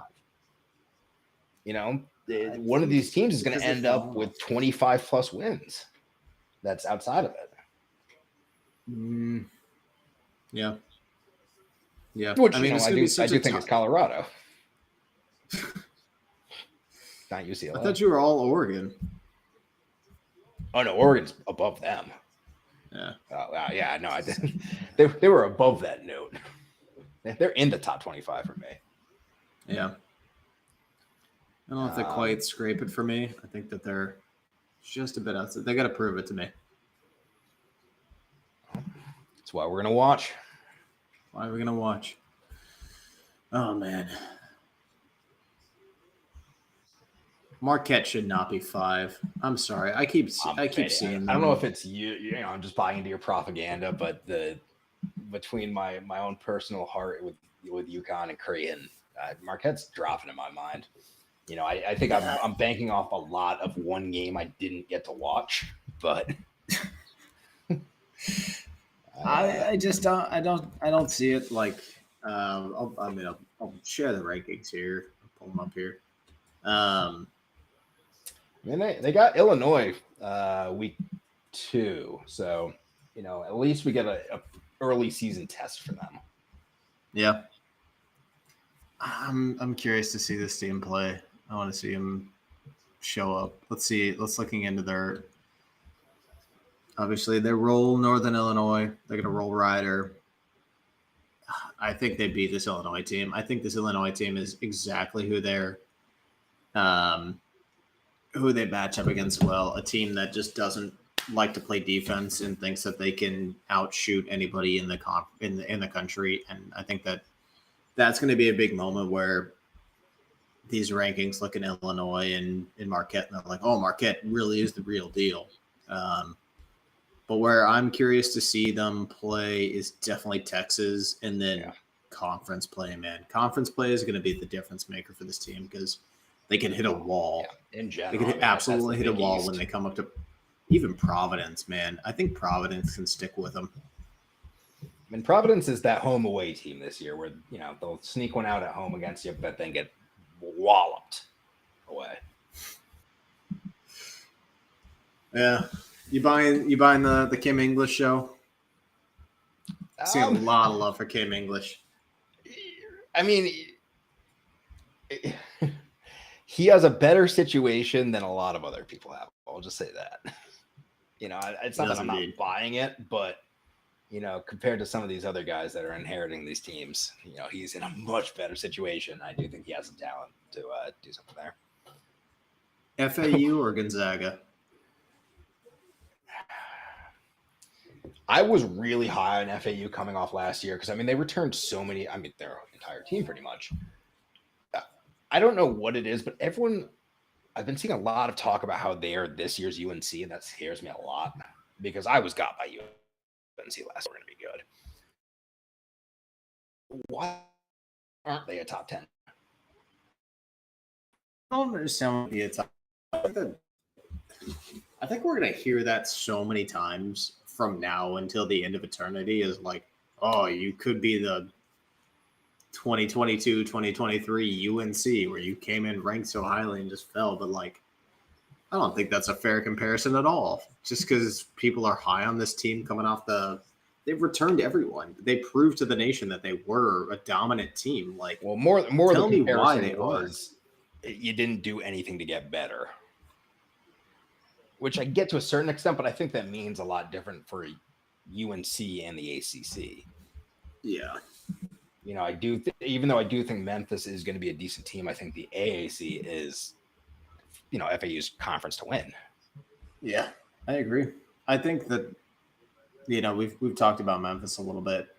I think that they're going to be an interesting team to watch, but I don't know. I think FAU rules that conference. I think that they show that they are that team. I think continuity and seniority and experience comes into play in a big way here. And I think they continue. Top 10, maybe a little bit ambitious. I can see some Power 5 teams who, have the same kind of tools that FAU has that can rise a little bit in these rankings. Arizona coming in at 12, maybe they creep up a little bit. Yeah, I'm really high on a Texas A&M team. I think that they're going to be up there. I could see Tennessee falling a little bit, but you ever see that? Who's the Vince McMahon, the old wrestling federation dude? Yeah. Where I don't even know who it was, but some guy was coming out to the stage and he goes, "Come out here, you rapist." I'm going to do the same thing for Texas A&M all year. Come out here, you racist. Man. What is up with these coaches just being pieces of shit, man? Yeah, it's not even, the jokes about Patino used to being a piece of shit. No, they're all just active pieces of shit. I said was. I said used to be. Yeah, man. I don't know how these stories come out. It's so funny to me when the NCAA chooses to investigate and when they don't. When a kid comes out and is like, yeah, my coach called me the N-word and spat on me, they're like, we're going to try your waiver for the next year. Oh, was that distressing for you? Did it hurt your feelings? It's no, man. They get lower and lower. I remember a few years ago, it may have even been NCAA football, that someone was denied a waiver because his mom's hospital, where he was moving back home to, was outside the waiver mile limit. And they just find a way to top themselves each year. What the fuck are we doing here? Oh, man. We haven't even gotten into the nonsense that is the NIT decision that they've come up with. It's just a shameless money grab. It's not even thinly veiled. The only thing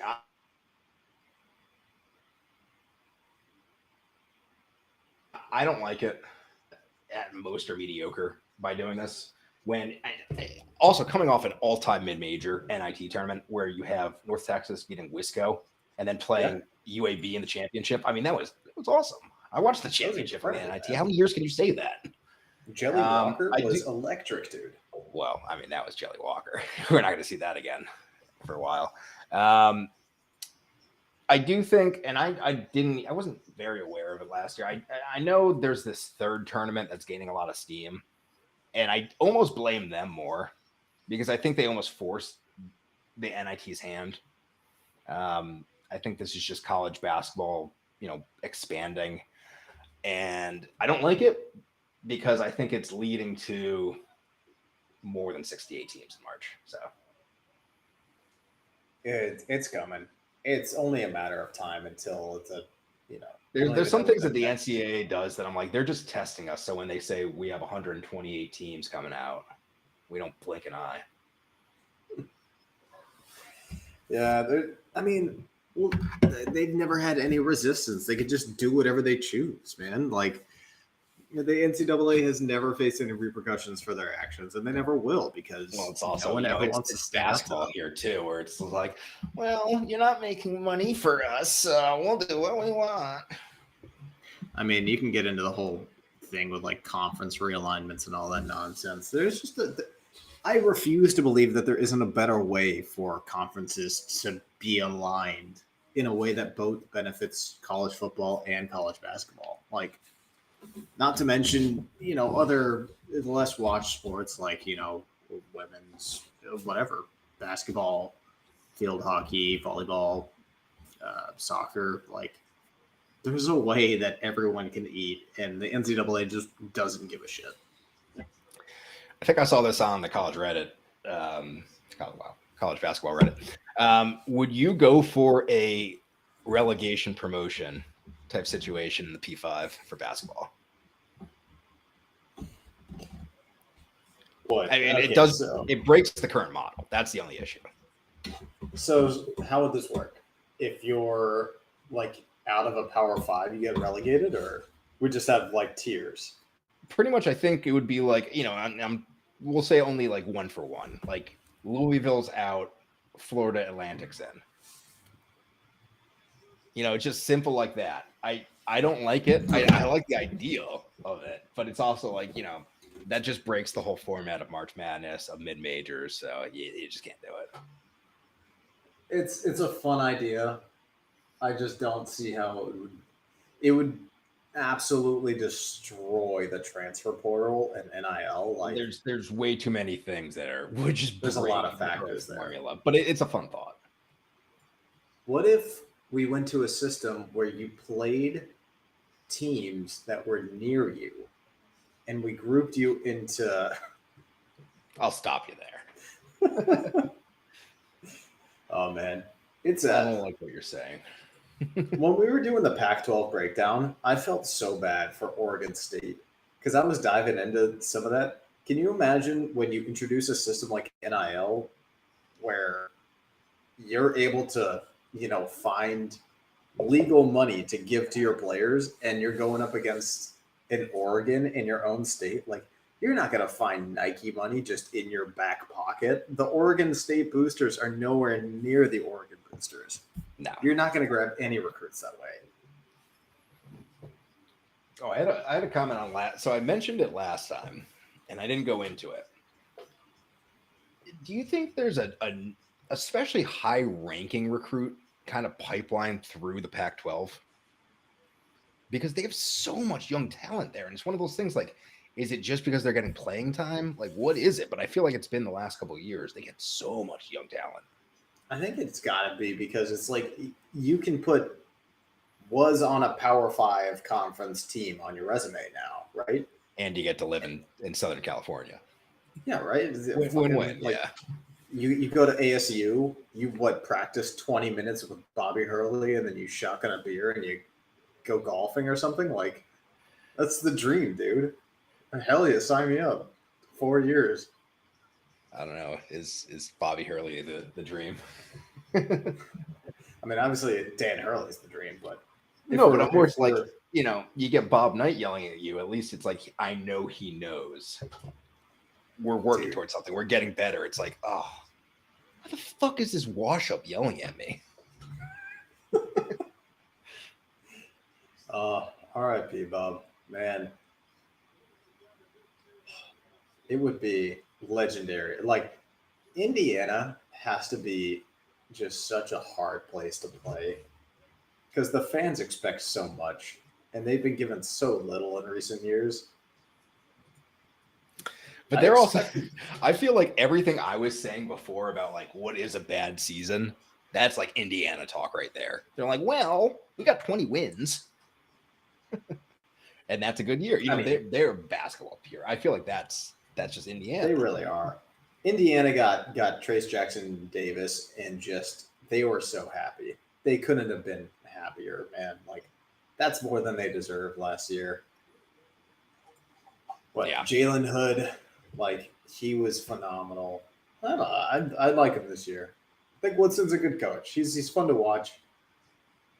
They got those stupid candy striper pants that I hate. Oh, dude, don't even get me started with that shit. They're one of those teams that, like, the university was like, well, we were good in the 80s, so let's just make everyone remember the 80s. But it's also like, you kind of have, it's either you hang your hat on that or you're just sad. I totally when forgot does a throwback jersey kind of, like, come around, Because they always have the throwback nights, but I feel like I'm getting to the age where I'm going to start seeing the jerseys I saw growing up as like throwbacks. I think we are the last generation of throwbacks. Teams make jersey changes too often that there isn't going to be any more throwbacks. What do you throw back to now? Like, are the Celtics City edition jerseys throwbacks? Yeah.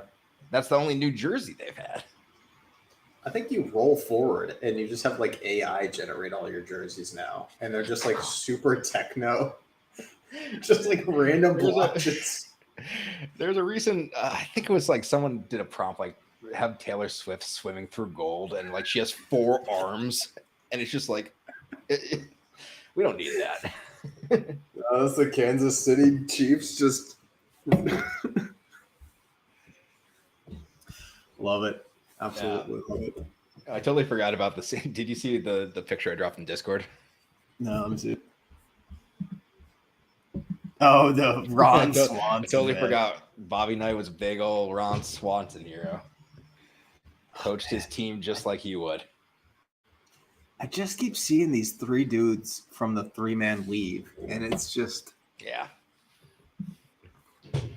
like I'm sure people look at us like that too, but I don't know.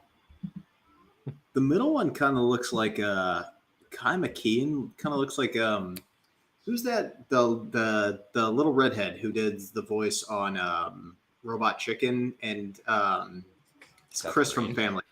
Yeah, it kind of looks like Seth Green. Kind of like a nerdier Seth Green. Something in the eyes.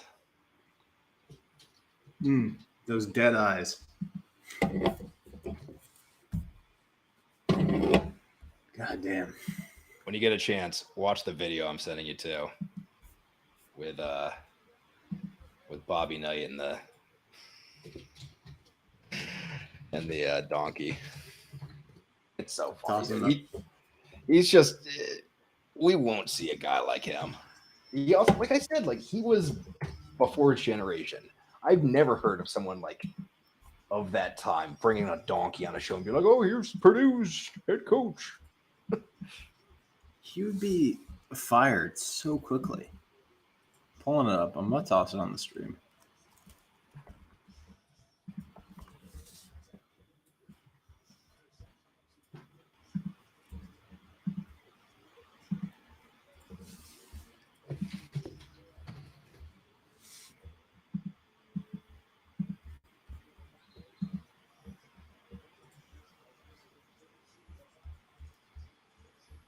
It's also just like you look at this and it's just like, wait, people tune into this shit?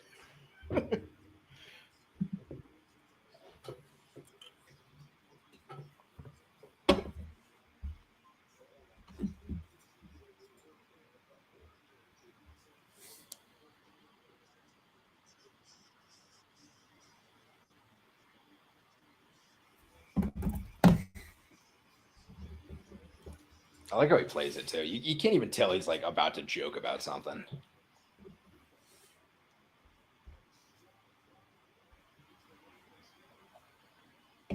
But this was also one of those, everyone just knows the chair clip. Everyone, that's what people know of Bobby Knight. There are so many stories about him. I can't even remember the context of this. I remember there was an allegation against him. I think it was for hitting a player. And they asked some of his players, and they all came up with different times that happened. Like, they all were like, oh, that he didn't mean to hit so-and-so. And they're like, no, we're talking about this one. They're like, oh. Oh, that one? Yeah.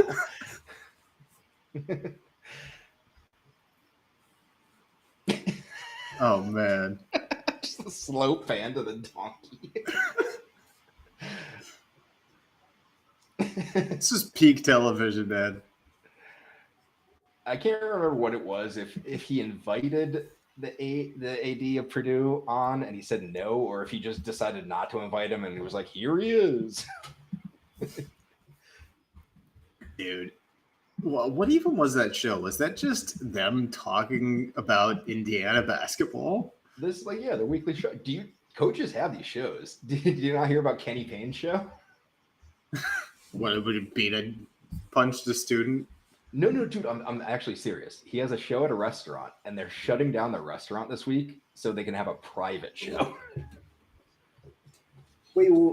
Wait. So he would give?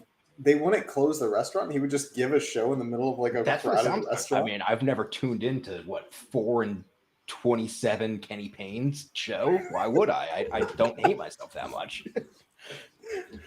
Man, I would love if Kenny Payne was just reviewing pancakes in Louisville. That would just be. But it's only after losses, so he's just sitting there like, these tutti frutti Cocoa Puff pancakes are delightful. 7.5 out of 10. The fluffiness. On a better day, they'd be even better. If I didn't just lose 20 points to a D2 school. Oh, it's going to be a bad year. Yeah, I can't even believe I have them not even as the worst team in the ACC. I'm surprised, man. I gave it to Notre Dame just because I kind of like Shrewsbury, and the schnozberries taste like schnozberries. So I don't know, I like it. We're fucking splitting hairs at that point. We're talking about one awful program. They're two programs I don't like to begin with. So I'm here for the downfall. I'm here to lick up the tears. Okay. I'll toss one more. Who sends more teams to the tourney? ACC or Big Ten? Off the top of my head, it seems like Big Ten should be the answer. Purdue, Michigan State, Maryland, Indiana, Wisco, Illinois. And then I think probably, Indiana could sneak in there. And then we have Duke. Duke? It's going to be a big question. I mean, we're getting back to do names matter here. They do. They obviously do. Because we were talking about UNC Miami, as a bubble UNC, team last year. Virginia, one of those teams is going to make it, but I don't know if all three should. I know you've said it before, and UNC could be that team that surprises us. If UNC makes it to the NCAA tournament this year, I will eat a shoe on YouTube. Dude. Don't be a mad dog over here. No, UVA. Oh. That's still.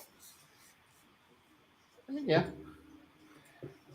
Did you see it? You know what I'm talking about? Colin Coherd or whatever his name is, Mad Dog, that he said he was going to retire for good if the Diamondbacks made it to the World Series. And then was like, oh, just kidding. Lol. Didn't mean that. I want to check.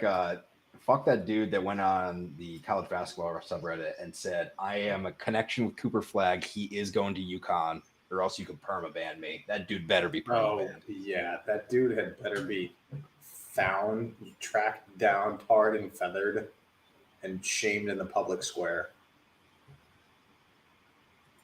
That one got me so He should be made to be an assistant student coach for Louisville.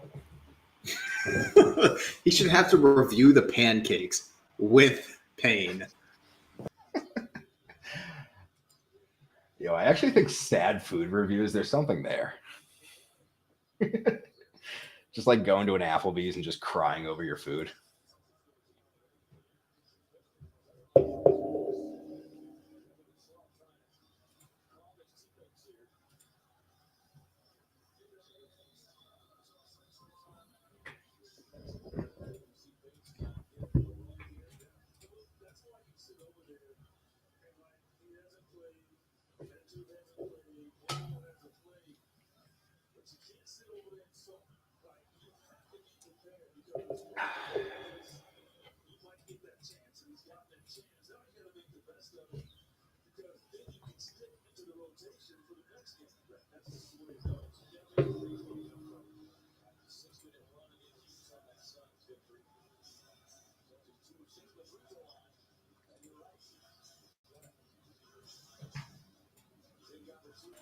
All right. How do you think Edie scales to the next level? I had the YouTube up, so you were in the frame, and then I looked back at the OBS. I was just like, "What the fuck?" What was the question? So, how do you think Zach Edey scales to the next level? Doesn't. Do you think he gets drafted? No. Not at all. Wow. I mean, he may get drafted. Just he's too big. I mean, he doesn't have that playmaking, the facilitating gene you need in the NBA. NBA is small forward. That rules. The four just is so dynamic these days. It's wild. You need the athleticism. I mean, if you're not going to be a Joe kick type facilitator, you need to be able to run that court, and he's just not going to be able to. For sure. I mean, are you seeing a little bit of a resurgence with the pure five with like Kristaps Porzingis and Nikola Jokic? Like, you're seeing traditional bigs who can run the court. Like, you talk about You said Luka? No, I said Kristaps Porzingis. Oh, okay. That broke my brain for a second. He's not even a traditional five. He's a fucking freak. Yeah. I think Porzingis is the best example we have. Jokic's the best example we have because he is an outlier in the NBA right now. He shouldn't work, but he does because, I mean, my God, he has the point guard skills at a five. Yeah. It's just not something they need anymore. Would someone like Dwight Howard even be able to really shine in today's league? I think he's been totally phased out of the game for sure. And I think it makes sense for the professional level because, in collegiate ball, size really matters. But at that level, I mean, not that he's good at the collegiate level, running point at 6'8". At the collegiate level, for sure. But I mean, I think you're seeing the same kind of move where you're seeing those dynamic fours are so important. Like, everyone's looking for them. I know for me at least, the point rules college basketball, but everyone's looking for those. I disagree fully. Those Look fours. at the top What? players. The big man rules in college basketball. Look at the top wooden watch. I'm pretty sure it's all big guys. Yeah, they're all big guys, but I think that every really prolific, like, memorable team of late really starts with solid guard play. If we're talking teams, yes, I think Yeah. that's what distinguishes good teams because I do think that's something that is hard to develop. It takes time. Being big isn't hard to develop. You are big. I've been trying real hard at being big, and it's not working. Well, yeah, so far it doesn't work.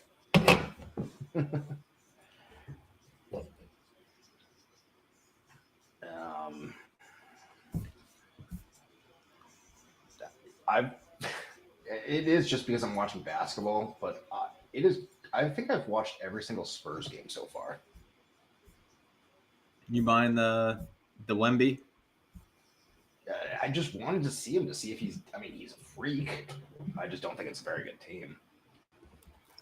He's always out of market for me. Oh, I really? don't understand. You see them win the other night? That was crazy. No. What is it? Did Wemby make a block? I think he got a putback basket, and then Keldon Johnson got a steal for the win in the last 2 seconds. Dude, all I want is to be able to watch whatever sporting event I choose, regardless of where I am. I don't think that's a ridiculous ask. Like, I should be able to watch the Houston Texans. At this point, I'd almost rather just like a Amazon movie type thing where I just rent access to the game instead of just these crazy streaming schedules where I'm like, okay, sit down and watch the Packers. Oh, they're not here. They're blacked out. One of my coworkers had a hot take today. I don't know if it's a hot take, but he was like, with ESPN entering the gambling space, he's thinking that other companies that are trying to get into the sporting space, like Amazon with Thursday Night Football and YouTube with YouTube TV and, NFL Sunday Ticket and Red Zone and whatever, that all of these other places are just going to start buying up like small betting shops to try and create like online betting off of their own platforms. I don't think it's a bad take. Like, it's definitely feasible. Yes, but especially gambling and how it's regular. Like, I have to go in, you have to put in your license, you have to prove you're of age and in this state. I'm never going to change my gambling app. Yeah. It's a fucking hassle. Unless it's quick and easy, it's hard to get that market share in there. And, unless they can build a conglomerate that can match them, I don't think people are going to go to these, boutique kind of little gambling areas. And I do think there's a different, once they get it in stadiums, they could take over that. That's going to be the moneymaker. I think, Wemby with the 3. Damn, he's got a smooth shot, man. Dude, he's a freak. It's so funny, too, because I was excited to watch Holmgren, Chet. And then he's kind of disappointing because he's just not as Wemby. Yeah.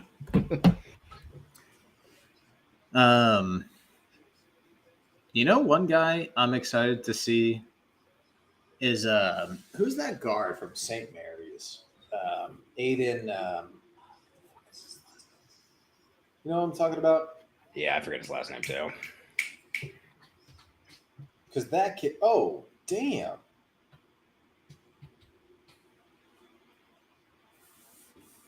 Oh, I'm gonna look it up. Mahaney. Aiden Mahaney. That kid is talented. He's gonna do some dirty thing. That he's so offensively gifted. Like, I don't know. I'm interested to see how that goes. Because are you buying in anything to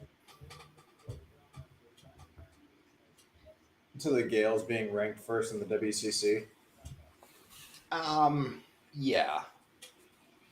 I mean, it's I yes and no. I think Gonzaga's going to be good, but St. Mary's won the conference tournament last year. Now, I mean, it's a two-man league. I mean, any year it could be one of theirs. They're both good teams. They're both top teams. They're both going to make the tournament. Yeah. But I mean, Gonzaga looks nice. Well, that's what I'm saying. I don't think I could just put them one, but I played with it. I had that thought because, there's a little bit of me that just likes to be a contrarian to especially AP polls, and that's probably why I'm so hard on SDSU and high on New Mexico. And I kind of wanted to play that with St. Mary's and Gonzaga, but it was just harder to do. It is. I mean, to some extent, the AP poll kind of gets it right. Like, it is really easy to look at them and just be like, they're idiots. They have no idea what they're talking about. But what the fuck is this commercial? Oh, is this the Kim Kardashian underwear thing? Yeah, dude. Skims, the official underwear of the NBA. Man, crazy. Dude, I opposite of getting got. I thought this is fake. Her and Adam Silver together. I thought that's not real. No way. And then her with the permanent hard nipple bra. It broke my brain. I don't understand why you don't want to always look like you have hard nipples. That's the dream. I want to see a commercial for it. It's like I texted you. I think it's like, do you live in too warm of a climate for your nipples to always be hard? It's so strange, man. Don't you wish everyone saw your tits all the time? You think it's for men next? You think we're just going to have like White Goodman from Dodgeball Pants? I mean, it'd be kind of sexist if it wasn't. Yeah, dude, we gotta have that. The pumps. The pump. Yeah, I'm gonna sue Skims for sexual discrimination. For sexual discrimination. I think I'd win that case. Yeah, man. The joke just writes itself. Everyone in the NBA has already been in Kim Kardashian's underwear. Now they're going to be in Kim Kardashian's underwear. That was a clever joke. Yeah, see, I told it. It writes itself. That was well done. It's been done, man. It's been done. I'm not the first. Do you think Steph Curry's a good dancer? The fuck? What? I don't know. Like, do I think he could win Dancing with the Stars, or do I think he could bust out a little jam on the court? Do you think his little jams on the court are entertaining? Yeah. Yeah? They kind of pissed me off. Well, the one against Jordan Hawkins the other day when he tripped the shit out of him pissed me off. You see that? Nah, I missed that one. He drew an offensive foul, but he literally wouldn't let Hawkins land and then just stuck out his leg to trip him. And then he's dancing to the sidelines. Just like, what are you doing to my dude here? You dick. Yo, Jordan Hawkins got 14 points, though. He's getting minutes. Yeah. Crescent City. Who's Crescent City? New Orleans? Crescent City? I've never even heard that. I have literally never heard New Orleans referred to as the Crescent City. And also, why would you say that? Nola is such a cool name. Right? Nola.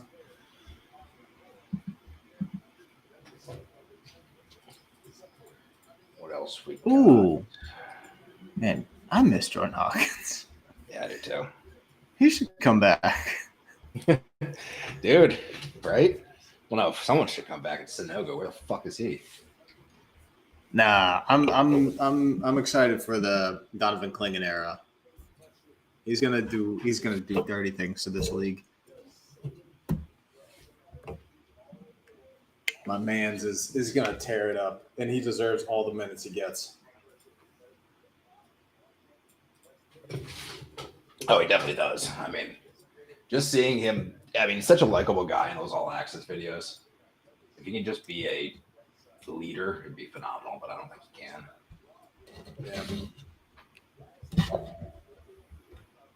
Yeah.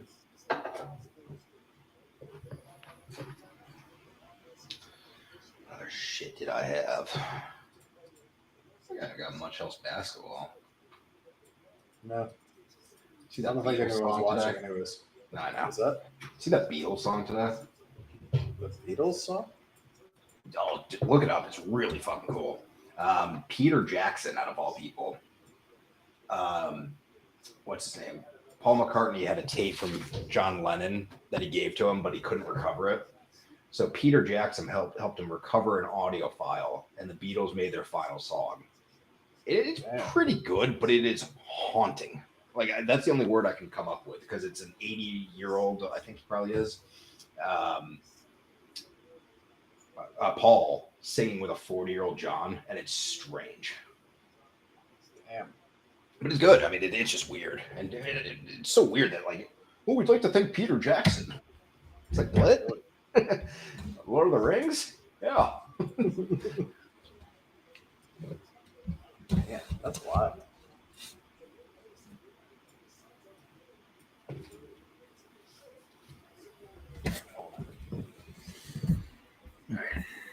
Oh, I know what else I want to say. Dude, did you know Bronny's supposed to play? No fucking way. Dude, I couldn't believe it. Really? USC is saying he's going to intend to play. Which He doesn't have to play. USC doesn't need him. He suffered cardiac arrest within 6 months, I think, right? That was like August. Yeah. It's just like one of those things like, dude, we have Cutler, we don't need you. But it's, yeah. Is he worried about losing his chance to play with his dad? Like, I mean, there's no other player that's ever had more pressure than he has. I get it. yeah, I can understand that. Before you get into college and your dad's like, I want him to be drafted to my team. I mean, holy fuck. I mean, but what LeBron says goes, so it's gonna happen. And based on what Space Jam 2 told me, his other son didn't want to be a basketball player, so he's like, you're going to be a movie star. True. Very true. I switch off with LeBron. Like 1 year, I'm like, I'm so sick of this dude. And 1 year, I'm like, holy fuck, how is he still here doing this? And I'm in the holy fuck, how is he doing this phase right now? I'm so sick of him, man. I'm so tired of him being shoved down our throats. It's just like he's done the thing. Everyone knows he's amazing. The debate will always be, is it him or is it somebody else? And it's just like I'm so tired of it. I wanna see guys like Wemby. Yeah, I mean, I don't disagree with you there, but it's amazing what he's doing at this age. I mean, did you see that? It wasn't any. I don't think it was any serious play, but that deflection he made where he jumped like 15 feet in the air. No. Like his hand is like, he's kind of close to the backboard, and his whole like elbow is just above the backboard. Like he's a freak. He is, but that's never been the question with LeBron. It's never been like, is he a good player? Is he a freakish athlete? Is he an insane human being? Like, he is who he is. All the ESPN shit of it, is he the GOAT? Who the fuck cares about that? I'm just seeing one of the greatest players play, and there's sometimes I appreciate that, but I do get back to where you are, where I'm like, shut the fuck up, I'm sick of this. I think that's what it is. I think it's like if nobody like covered LeBron, if nobody gave a shit about LeBron, if everyone just kind of let him be, I would love him so much more. Because like, I'm so tired of having just shoved down my throat. It's so funny. Like this, it doesn't get talked about enough that Windhurst is just the guy that followed LeBron in high school, and that's how he got all these positions. Like, I mean, talk that's about what writing you do, coattails. That's the dream, man. You don't do any of the work yourself. You just fucking ride. I don't know why, but like I respect, like, he's always on with like Perk. Perk pisses me the fuck off. He's so loudmouthed, which I hate because I loved him. Because that's what traditional broadcasting, caters to. It's just guys who will yell at the camera. You know what really pissed me off? They put Kendrick Perkins in NBA 2K, and he was always that guy who was just like, oh, I don't know who. And you played him in like, he would always commentate the my pick, my player or whatever. And it was like, oh yeah, he was the Schmingle my Hingle is just not the guy we all thought he was. Yeah, he was. It was like dissenting voice. I was like, fuck you, dude. I just put up 40 as a rookie. Like, eat my ass. I am playing on rookie. I just put up 130 rebounds. Like, what are you talking about here? And Perkins is like, well, I'm just not sure about his ability to scale into the league. I am 7'2", and I have 99 3-point shooting. What do you mean? Yeah, so ever since I did that with Kendrick Perkins, he pisses me off. Yeah, no, he's it sucks too because there are plenty of loudmouth Celtics that I would love to watch. Well, no, they're not loudmouth. Opinionated, yes. But like I would listen to Kevin Garnett all day.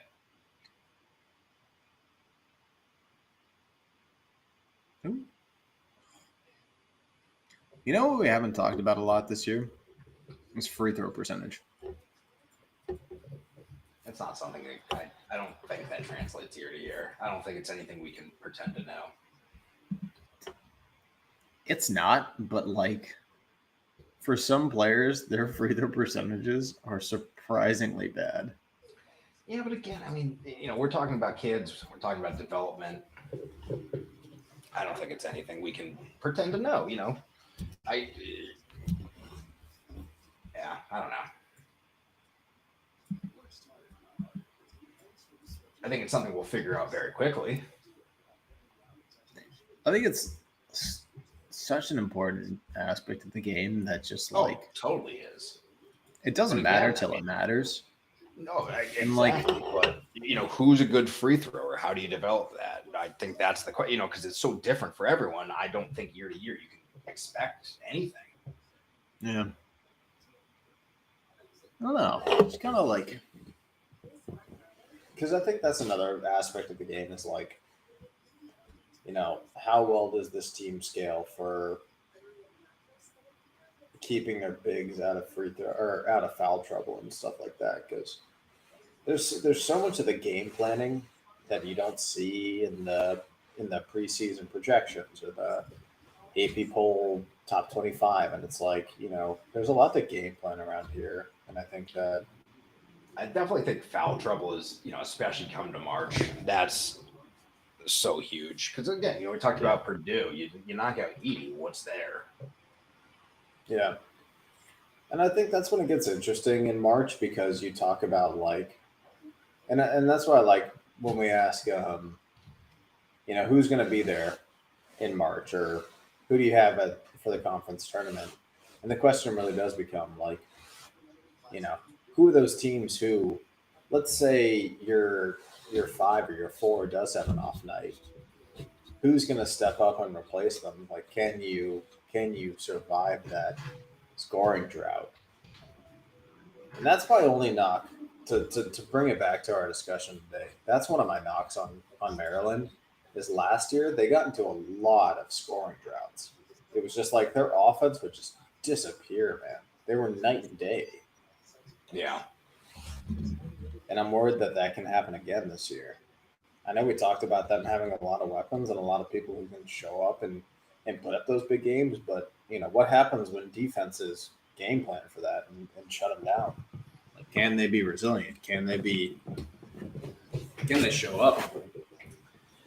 I just checked back at the box score for FDU Purdue, thinking, okay, did Edie get in early foul trouble? Is that what it was?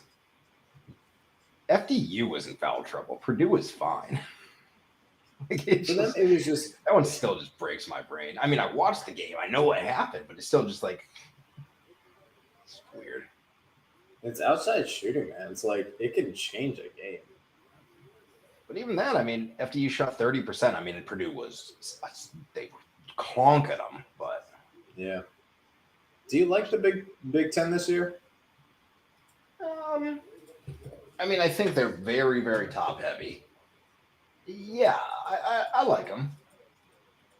I think especially compared to some of these other conferences, I think they have some players here.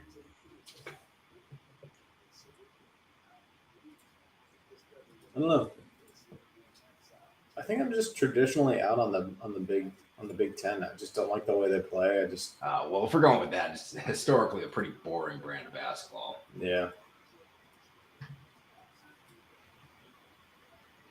Which, I think we're both on the same page. Big East basketball, just the style, the best, intensity is the best. I don't know how everyone just doesn't absolutely love Big East basketball. And I with this Bob Knight stuff, I've been hearing a lot of talk there's no more characters in NCAA basketball, coaching wise. It's what the fuck are we talking about? We got all of Big East. Dude, are you kidding Even me? without the rivalries, we had 3 fucking coaches that just hate each other because they just did a little musical chairs with teams. If you're talking coaches too, you've got some of the most charismatic people. Well, that's what I'm saying. Early. You got Hurley, of course. Now you got Patino. He's going to be a big old headline maker. Shaka, obviously. Shock is wild. And then, like I said, you have Cooley and English and what the fuck's the other coach? Who's at Are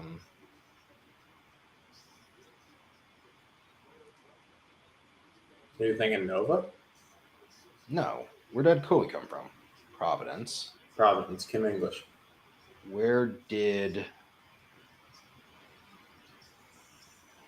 am I You think it's Seton Hall?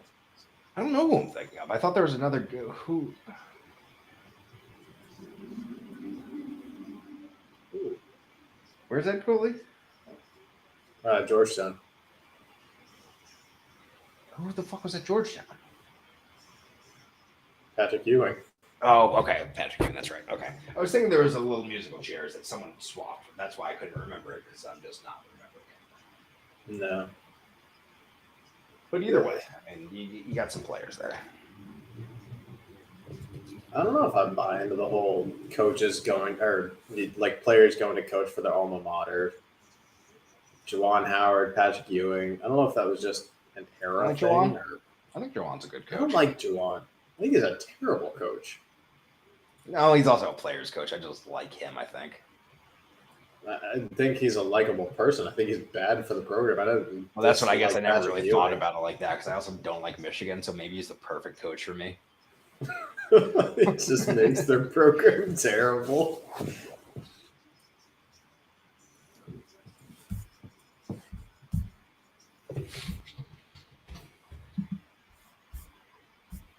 Hey, man, I think I'm winded down here. All right. We'll end the broadcast.